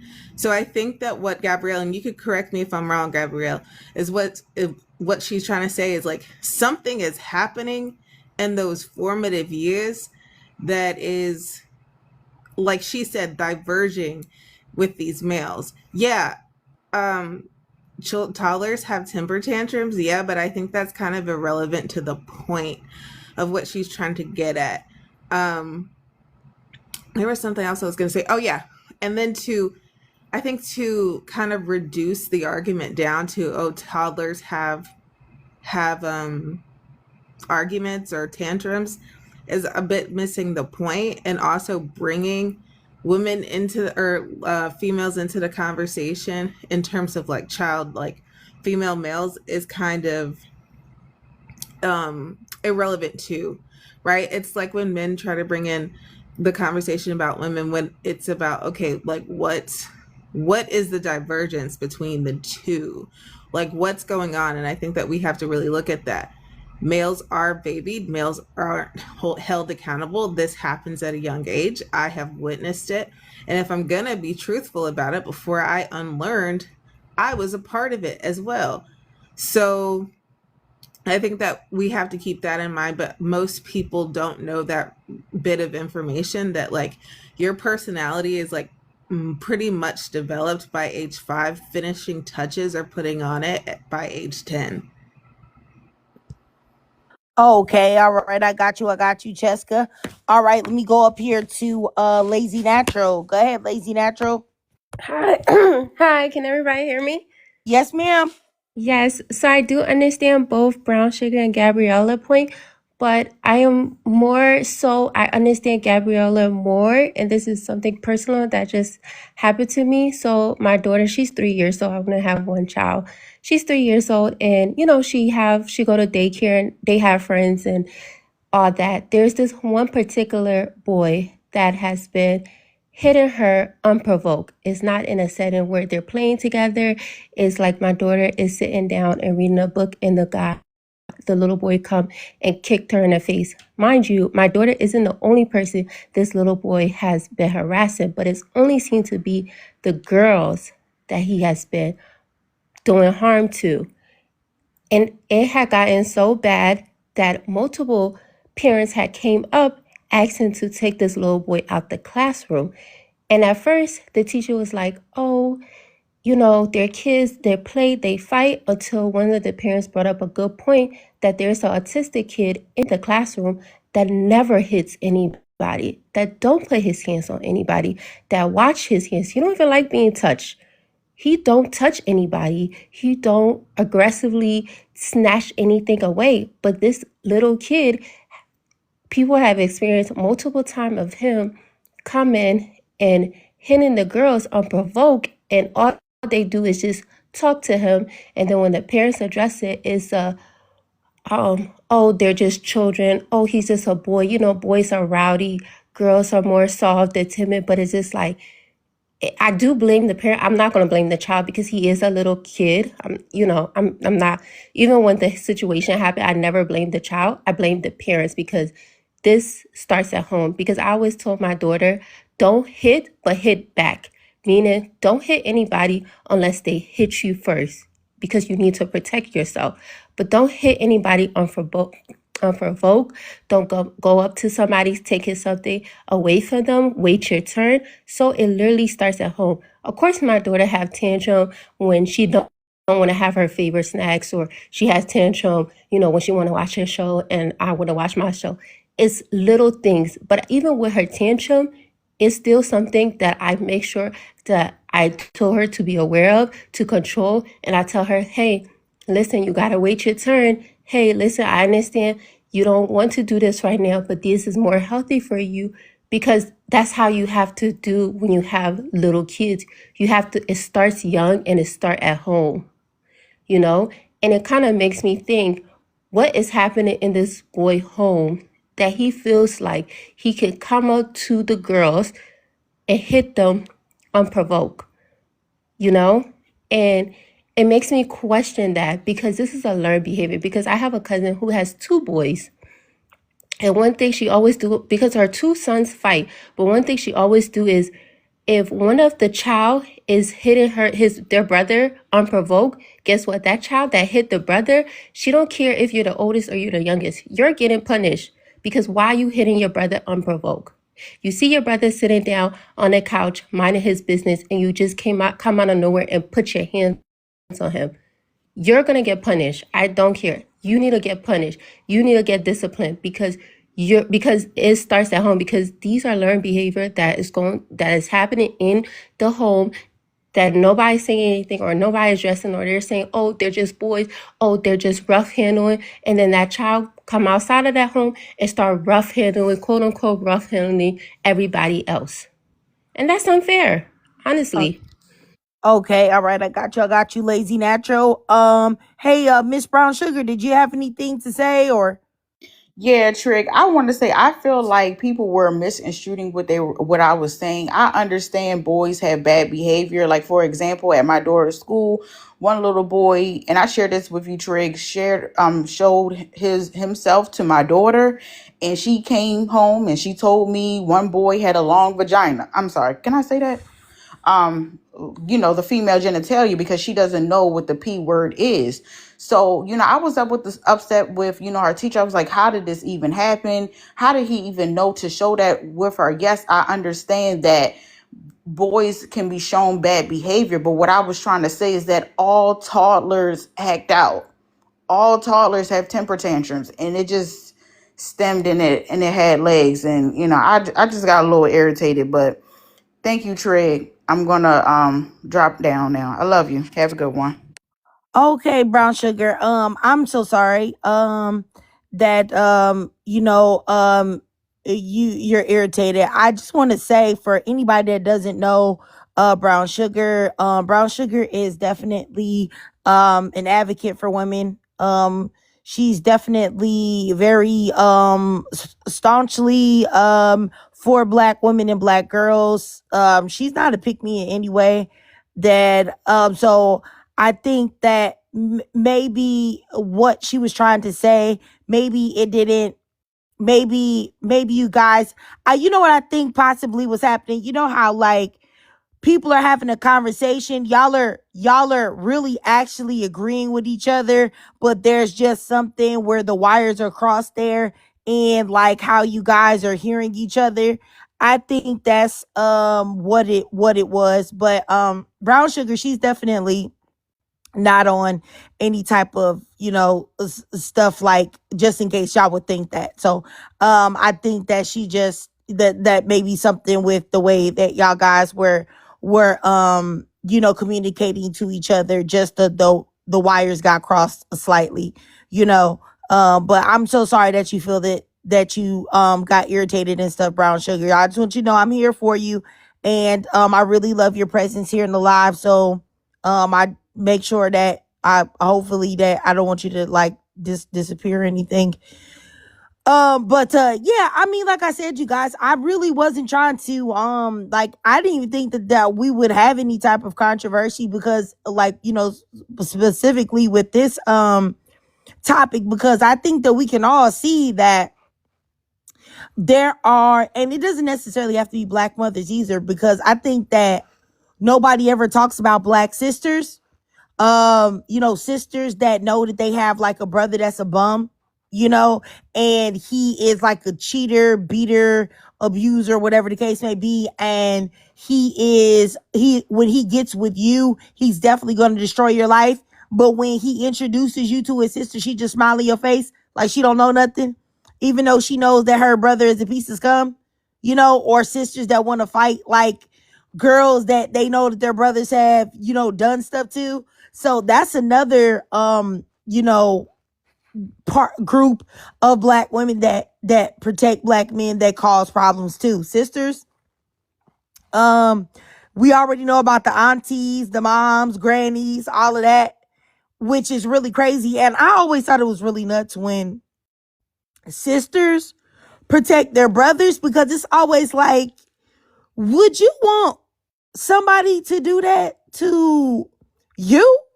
So when you trying to talk to some dude and you go and you meet him and you meet his family and they smile in your face, like, would you want somebody to do that to you? Like, I always thought it was like very weird when sisters do that. Because my ex-husband, his sister was like that. She was always trying to protect and defend him, and it's just like, he's done you bogus too, but you still over here, with your cape on. Weird behavior. But who was that that said they had something to say? Chilotam? Yeah, that was me. Thank Okay. you. So I also wanted to kind of, go back to the conversation with what Gabrielle was saying about young boys. So I have my best friend, her nephew is like, I think 5 or 6 years old. He's really, really young and he's the last child.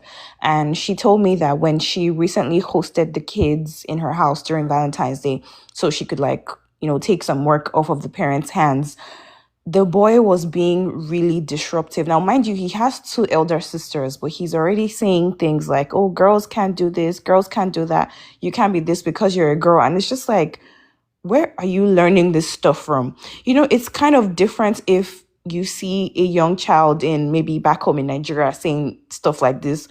That they're not exposed to forward thinking people. But when you see second generation immigrant children thinking like that in America, is very, very jarring. And I know it happens everywhere, but like you just kind of expect that when you come to a more forward thinking country, the parents would at least try to help their children to be forward thinking as well.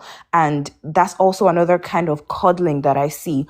I remember when I was growing up, my mom would always tell me, Chiltam, you're too mean to your brother. This is your only brother.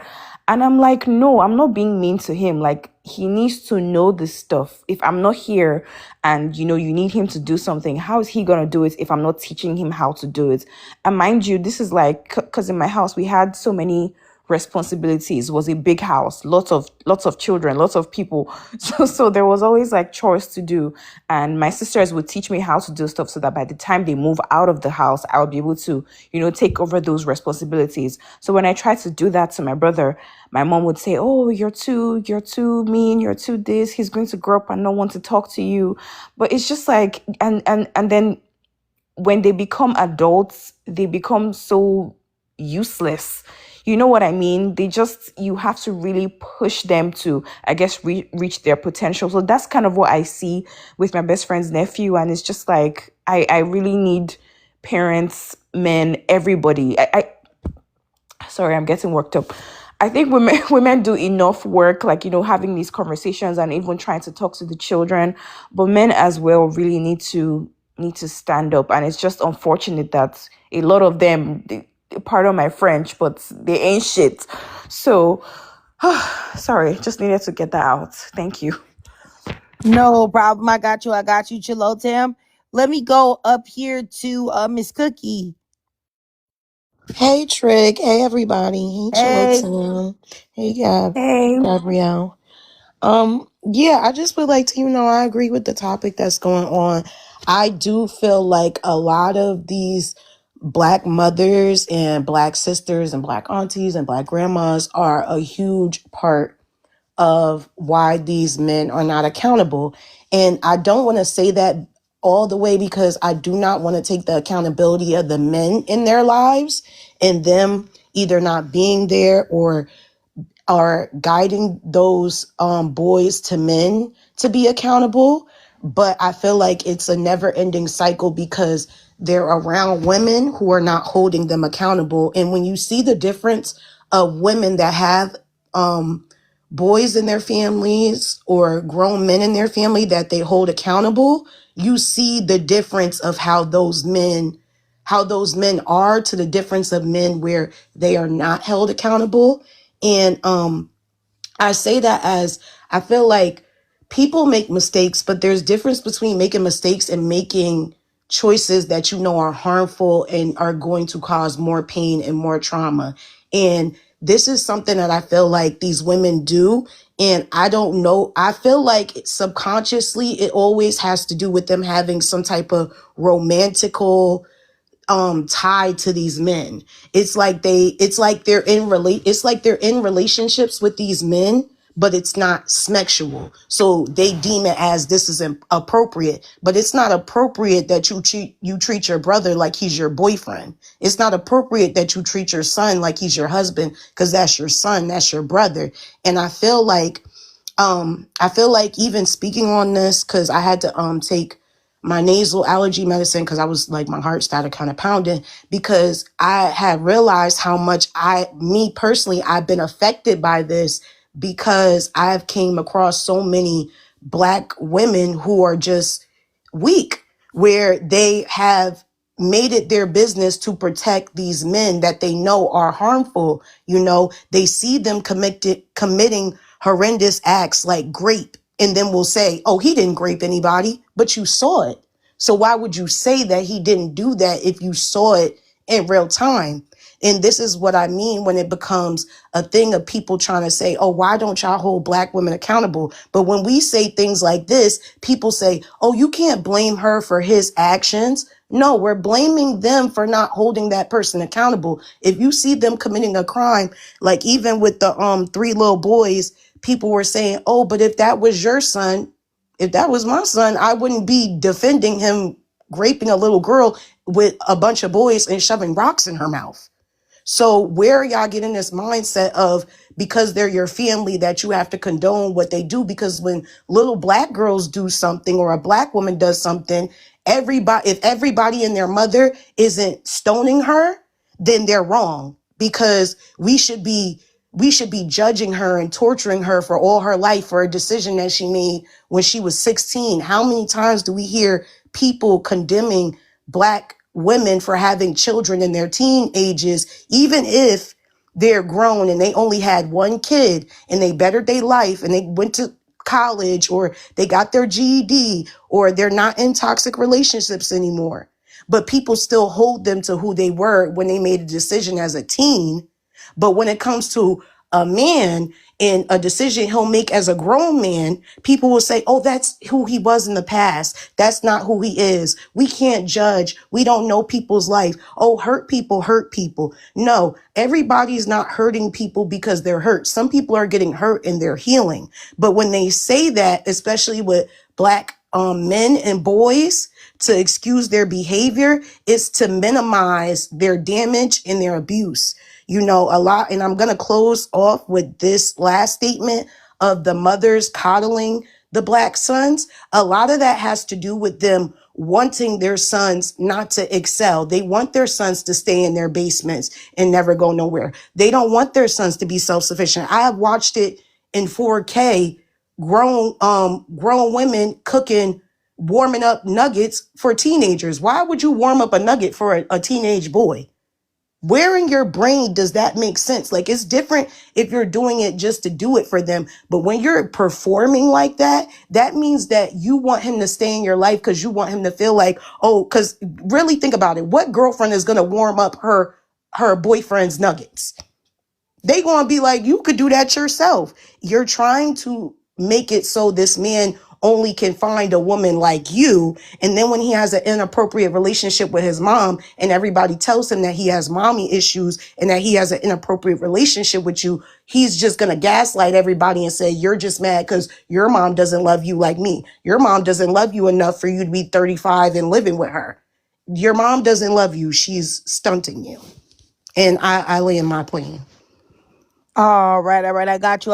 I mean, Cookie said a lot of things that were definitely true, and definitely that I've seen in play, like for real, like especially with the stuff that Cookie said about like the um the mothers wanting their sons to be their husbands and stunting them and stuff like that. And actually that's totally true, like, because if they can cripple the Black men to not the Black boys that are going to turn into Black men, to cripple them to where they cannot even fathom being successful without the mother then they can continue this emotionally, you know inappropriate relationship with their sons. Like, it's crazy. Oh yes, and also just like Chilotem said, the mothers that antagonize their sons' girlfriends or wives or whatever. I seen this Karamo episode of this mother that came on there with her son, and his fiance, and the way she was mad that the son got his girlfriend more flowers, if I'm not mistaken, and like more gifts than she got for Valentine's Day. That's a nut, like right there. That's a nutty woman. Like, why would you be mad about that? That's his fiance. And she was talking, and I didn't even feel like Karamo did a good job on that episode because he made it like the girl shouldn't be that mad, and she should be that mad. It was very weird. But let me start back down to the bottom. Gabrielle, did you have anything to say? Yeah, I really agreed with what Cookie said. I think she made so many great points. I just, I'm like almost at a loss for words. I really do think it is important to, look carefully at like what is, where the divergence is happening. Because like I think it was Lazy Natural who mentioned that like there was a boy who was like going up to her daughter and other girls and just like hitting them. It's like, okay, that's not just a temper tantrum. Like that boy is doing that and he's singling out girls. And there are so many cases of like boys having quote unquote temper tantrums, but like in 90% of cases, their violence and rage is primarily directed towards girls. Like they're not, picking on the boy who's their size most of the time. They're not picking on their, male peers. They're consistently going after girls. And I'm sorry, I don't think it's honest to say that, oh, it's just kids having temper tantrums. Like yes, kids do have temper tantrums, obviously, but it's deeper than that. And there have been multiple women on the panel. I think there was another lady who was up here who dropped down to the comments, but she also had a story. I think she mentioned of her daughter or a girl who, had an issue with a boy, harassing her. And this is just like on this panel, on this one live, there have been multiple women who have said that. So you combine that with, the news stories we're seeing of more and more boys at younger ages, like, like being violent, pew-pewing schools, and then, sexually assaulting the girls they go to school with. Like, I'm sorry, like, I just find it really disturbing. It really bothers me. I can't, I don't know. I just think until like society collectively has a conversation about what is causing this behavior in boys, it, like I don't know, I don't understand how it's going to change. So yes, there's a problem with boys. It's not all of them, but it's enough of them for what we're seeing in the news to constantly be breaking. It's like before the story with the boys putting rocks in a girl's mouth, there was another story of a girl being essayed, and there were boys and they like tore out her braids like from her scalp. Like this was like months ago. And I can't just sit here and just hear that it's just about, temper tantrums. Like I wish it were just kids having temper tantrums, but there really is a gendered problem with boys. And when they have their mothers defending them and their aunts coming online and talking about how fast they think underage girls are, it's a problem. So I'm really sorry to all of the women in here who have had their daughters be terrorized by, boys that go to school with. That really does bother me on a visceral level. And I hope that, something will be done, because I think girls deserve safety. I think girls deserve to go to school and live lives and not be terrorized by the boys they go to school with. Like I'm not going to apologize for that. Okay. You know what, you guys, I'm going to say that, cause we're Black women, right? And I already told you guys that, I focus on just Black women, even though I do research, what happens to women across the globe of all races, because, I oftentimes do this for like, people that are, racist, or people that may be xenophobic or whatever, to tell people that these issues that plague Black women, like with their treatment, a lot of women all across the world are mistreated. And I mean, I think I already brought up the fact that they already said that in Afghanistan, that now they're no longer going to allow girls to get any type of schooling at all. If I'm not mistaken, they've already said that the women can't speak outside. They can only like talk inside and not be heard. They can't sing either unless it's inside their house. It's a certain level. They have to cover up one eye, even though they already had the full body covering on. Now they have to cover up like one eye underneath there. And a whole bunch of other stuff. And then I was looking up what was going on in Sudan and Somalia and a whole bunch of other African countries, and also that the Middle East over there in Dubai, and it was another place too. I think it was Egypt, I want to say, that they were taking African women and telling them that they were going to have a job or whatnot, and they were enslaving them, forcing the African black women into sexual servitude and grossly abusing them in a million different ways. And all of these things are perpetuated by males. I mean, I don't know. Like I said, I could say that, that we need to do better, which we do, not us per se, because I don't think any of the women that's in the live or that were on the live or that's in the chat would do any of these things. But,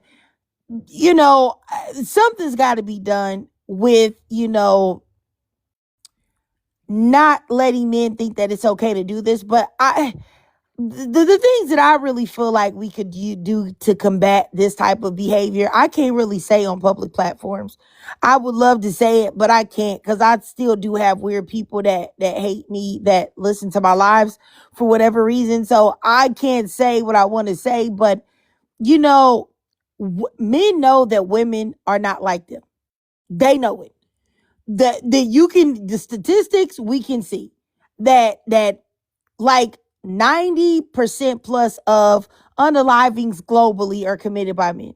The majority of all violent acts are committed by men. The majority of most crimes are committed by men. And contrary to what people tell you when people talk about like the unaliving of children and stuff like that, they'll be like, oh no, mothers do it more often. They say statistics show that when that happens, when a mother is involved, a lot of times a male is still involved in that behalf, and men still do the majority of these things. So keep in mind, men know that they are the ones that do these things. Don't let them lie to you. And they also know that women are not going to respond in kind. It's the same way how, like, when anytime I've seen like women get exposed for cheating on a man or something like that, it's a bajillion comments from men in the comments talking about, oh, she should be unalived.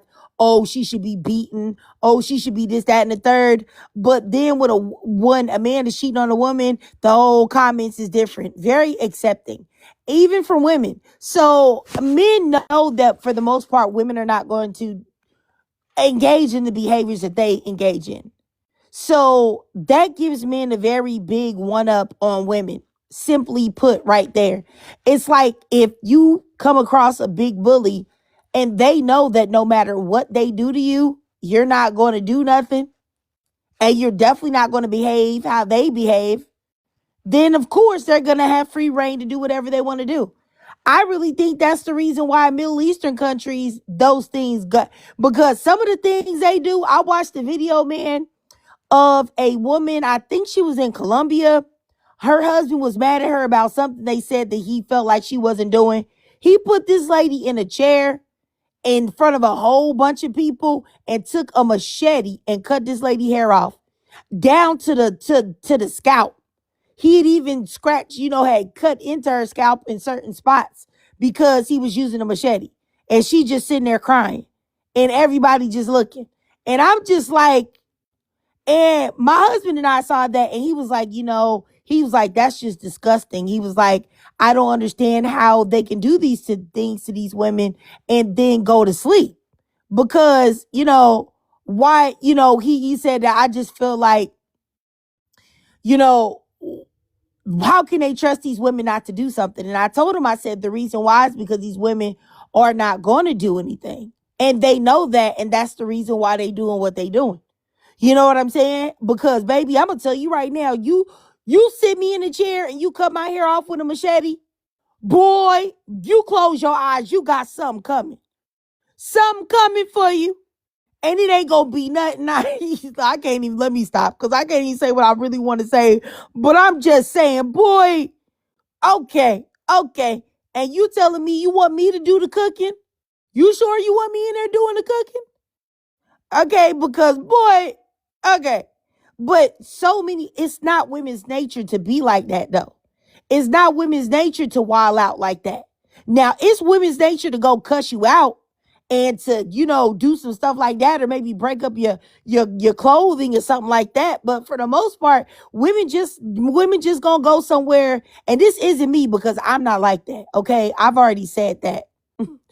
I was raised in a whole house full of aggression, and so I'm not like that. That's foreign to me. But what I'm saying is, I do know that most women are, or at least a large percentage of women are like that.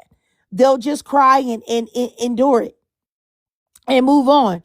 But I do believe that this is the reason why men can get away with what they're getting away with. That's all I'm saying. Because I probably already said too much. But I'm just saying that this is just, it's sad. It's sad, and it's happening to women everywhere. Everywhere. Literally everywhere. And it's all because men know that let them tell you, oh, we're the same, oh, this, that, and the third. Men know. Don't let them gaslight you. They know they different. They know that they be doing stuff. They know that they will do stuff.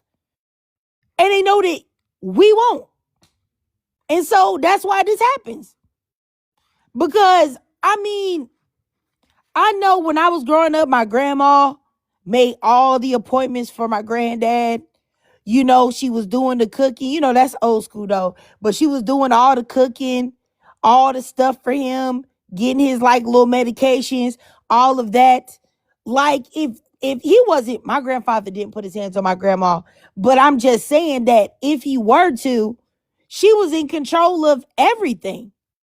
You know what I'm saying? And that's the normal experience for a lot of women. Even if they have like a good husband or whatever, the husband paying the bills, women normally are still running the household. They're the ones that are really, in charge per se. If that doesn't sound archaic, if y'all get what I mean. So women technically have the power to do a lot of things. You know what I'm saying? They may not be able to like stand up to a man and be like, fight them heads up and say square up. You know what I'm saying? But they can do that in other ways because women are in control of so much. But I don't know. I'm tired of seeing it, y'all. It hurts my feelings. It really do.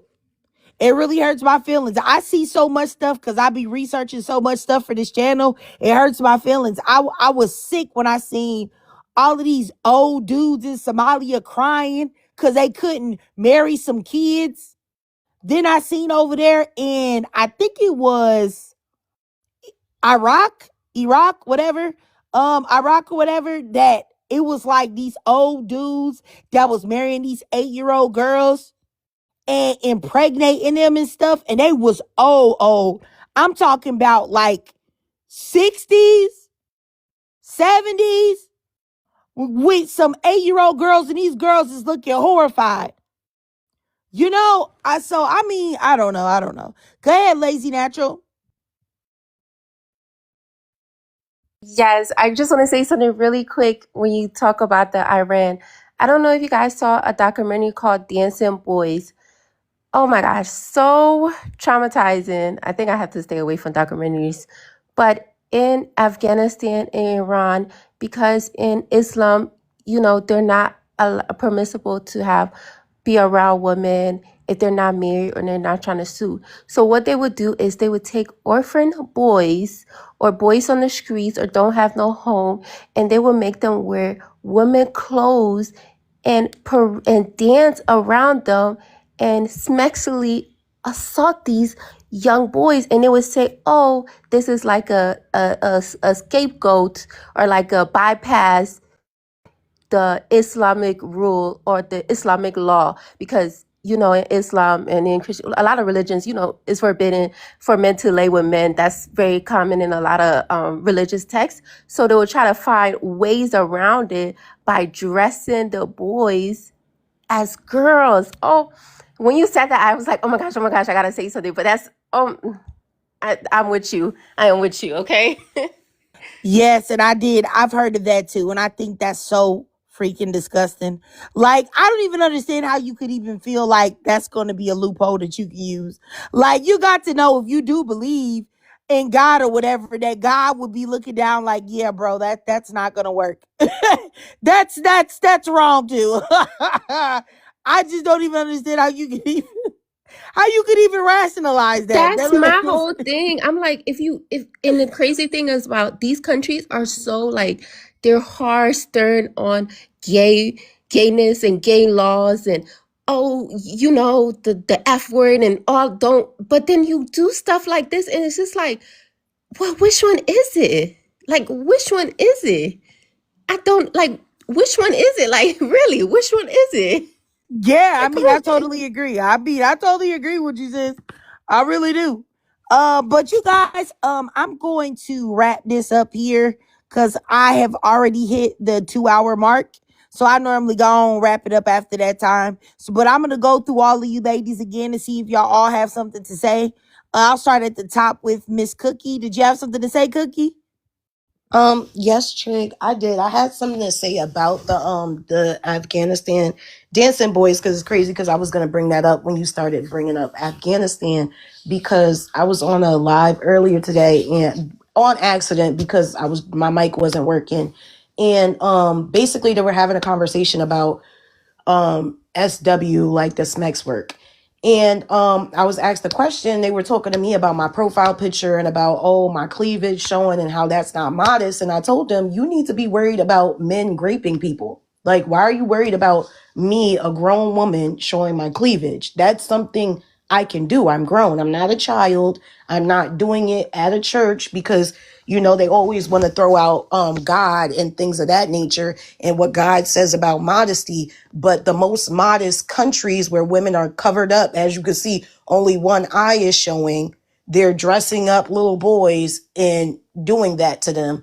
And even when it comes to the Bible, because I also said in the Bible, it says that man will lead you to destruction. Like, don't follow men and stuff like that. They never want to speak on that. They never want to speak on God saying that men are the problem, because then every time you bring that up, they say, oh, when he says man, he means mankind. But any other time they say man in the Bible, they say, no, they're talking about men. They're not talking about women. So they always want to group us together when it doesn't benefit the narrative. But when it does benefit their narrative, they always separate and delineate from it. And I just wanted to say that with that perspective of things, even when it comes to the things that they have changed in the Bible, like even the HOMO of them being against that, the word that they translated, because that wasn't even what the Bible was saying. It was saying man shall not lie with boys, but they changed it to man shall not lie with man because back in the day they didn't have a word for boys. They would call boys males basically instead of boys.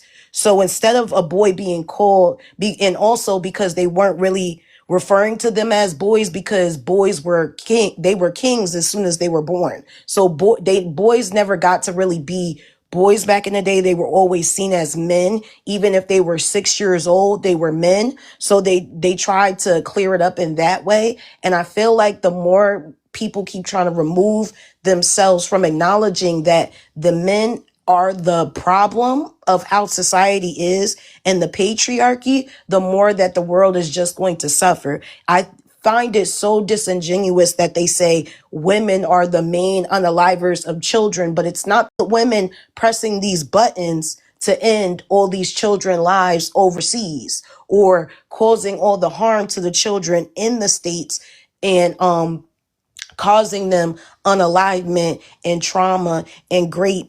And I just feel like the cycle is getting to a point where sometimes I decipher and I try to sit there and think like, is there any way we can clean this up? And I feel like even when people bring up the male loneliness epidemic, I feel like men aren't lonely enough. I feel like when they're lonely enough, when men are lonely enough, they will start to assault each other.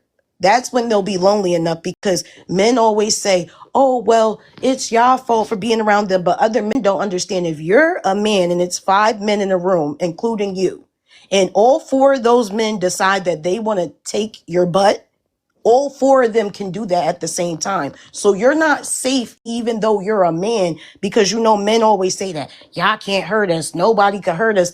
But y'all don't understand the main perpetrators of your abuse and your assault and your unalivement are other men, not women. And I feel like this delusion that they have that they're like invincible is becoming a problem, because they're not understanding you're not invincible. And that if other men want to harm you the way they harm women, that can happen. And the last thing I wanted to say is about the 3 boys and one of his aunts trying to excuse what happened, because this has to do with the topic that you have up. She said out her mouth, oh, the girl wanted to do it with one boy. She didn't want to do it with all the boys. And that's why she said it was grape or whatever. But are you not okay in your head? Do you not understand that means that they gang raped her? Like, people, even when people were saying that, oh, they all did this to her, nobody's saying that they gang raped her, because that's exactly what they did to that little girl. They gang raped her. And I feel like they're trying to avoid saying that to minimize what happened. And also by calling her, because I don't know if you've seen, they've been calling that 12-year-old girl a young woman. What 12-year-old girl is a young woman? Isn't a young woman like 20 years old or 19? Because even 19, you're still a teenager. So it's like these things to minimize these horrendous things that are happening to little girls and women all over the world is crazy, because they don't want to say the real part out loud. They just want to keep making it seem like this is a choice women and little girls are making, and that they're fast, and that's why they deserve to be gang raped.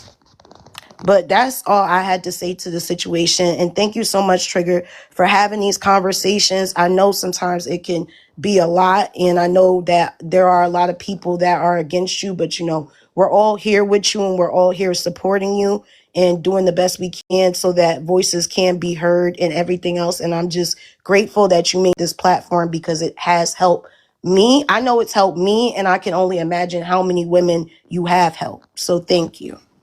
All right. I got you, Cookie. I appreciate that. I mean, I agreed with basically everything that you said. Just the part I took issue with, just the part that you said in the Bible about them say it really was meant to say the Bible about men not lying with boys, not men lying with men.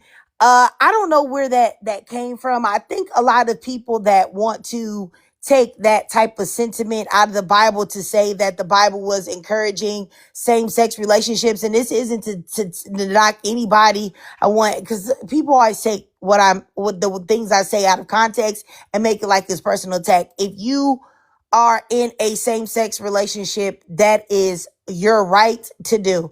I don't think that anybody should tell you what to do, who to love, who to sleep with, whatever. That's between you and yourself. That's it. If you believe there's a God, that's between you and your creator. And if you don't believe that, then it's just between you, and you can do what you want. So I just want to preface it by saying that, but I will say that actually does mean male. It means males.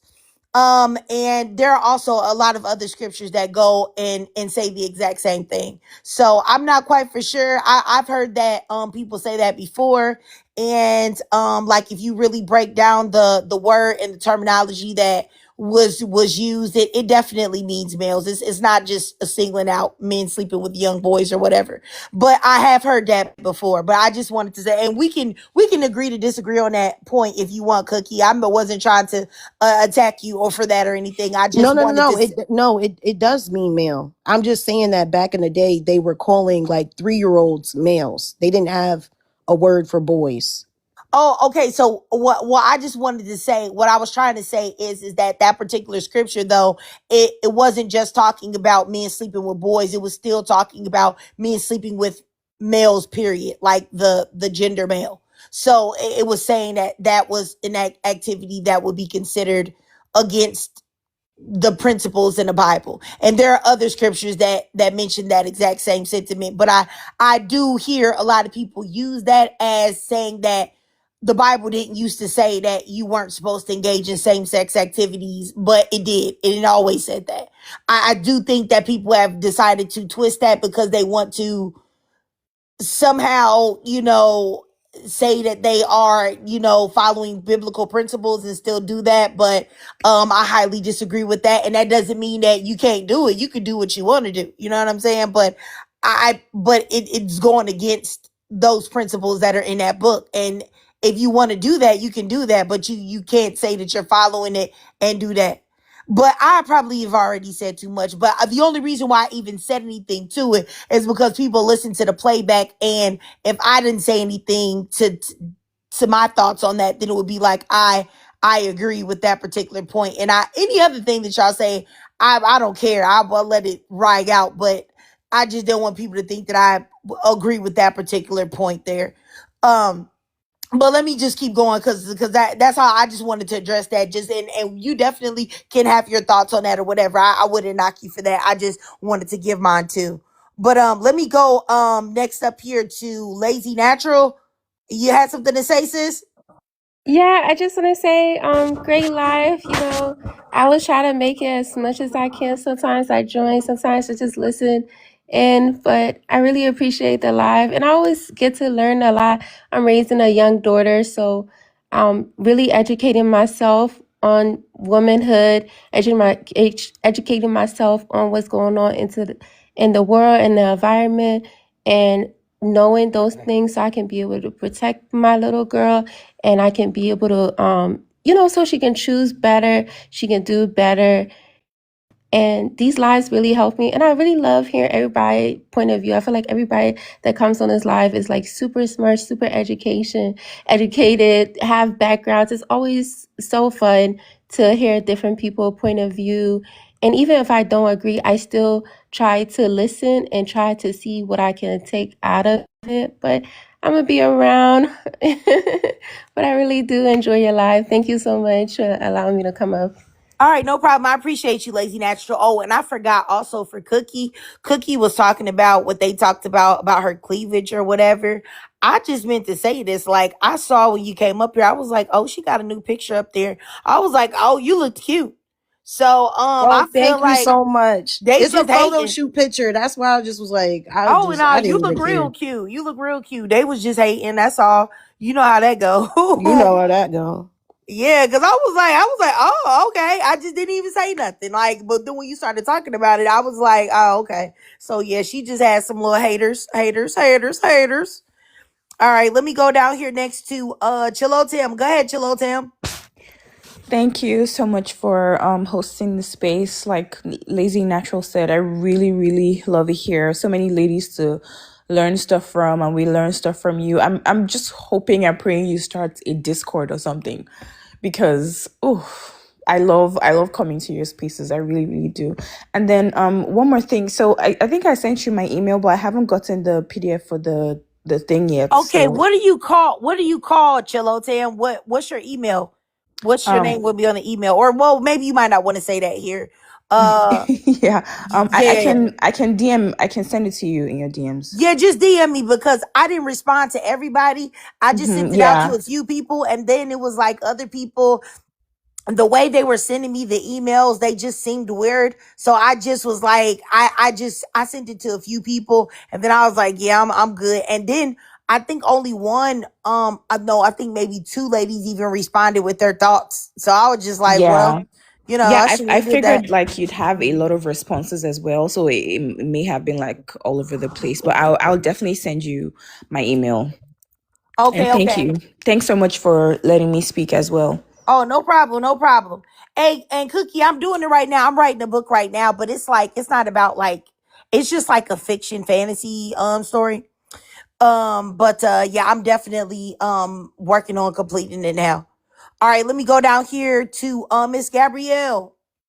Yep, thank you, host. This was great live. I'm really glad that we got to talk about all this. I think these are really important conversations, and I think what we talked about with the mothers always defending their sons no matter what. And, the aunts and, I think Chilotan mentioned in the comments, like mother-in-laws who like terrorize their daughter-in-laws. I think all of that speaks to the fact that male-centered women are as dangerous as, the misogynists that they defend, like, Diddy's mom. I think I mentioned in the comments like an hour or so ago, like his mom came out and, was defending her son even after the video of him like throwing Cassie to the ground. And I think just for me speaking personally, like as someone who is online a lot, I see so many stories of women and girls being terrorized by like men and boys that it really like to my core bothers me. I do think there needs to be like societal change, and I think it starts with,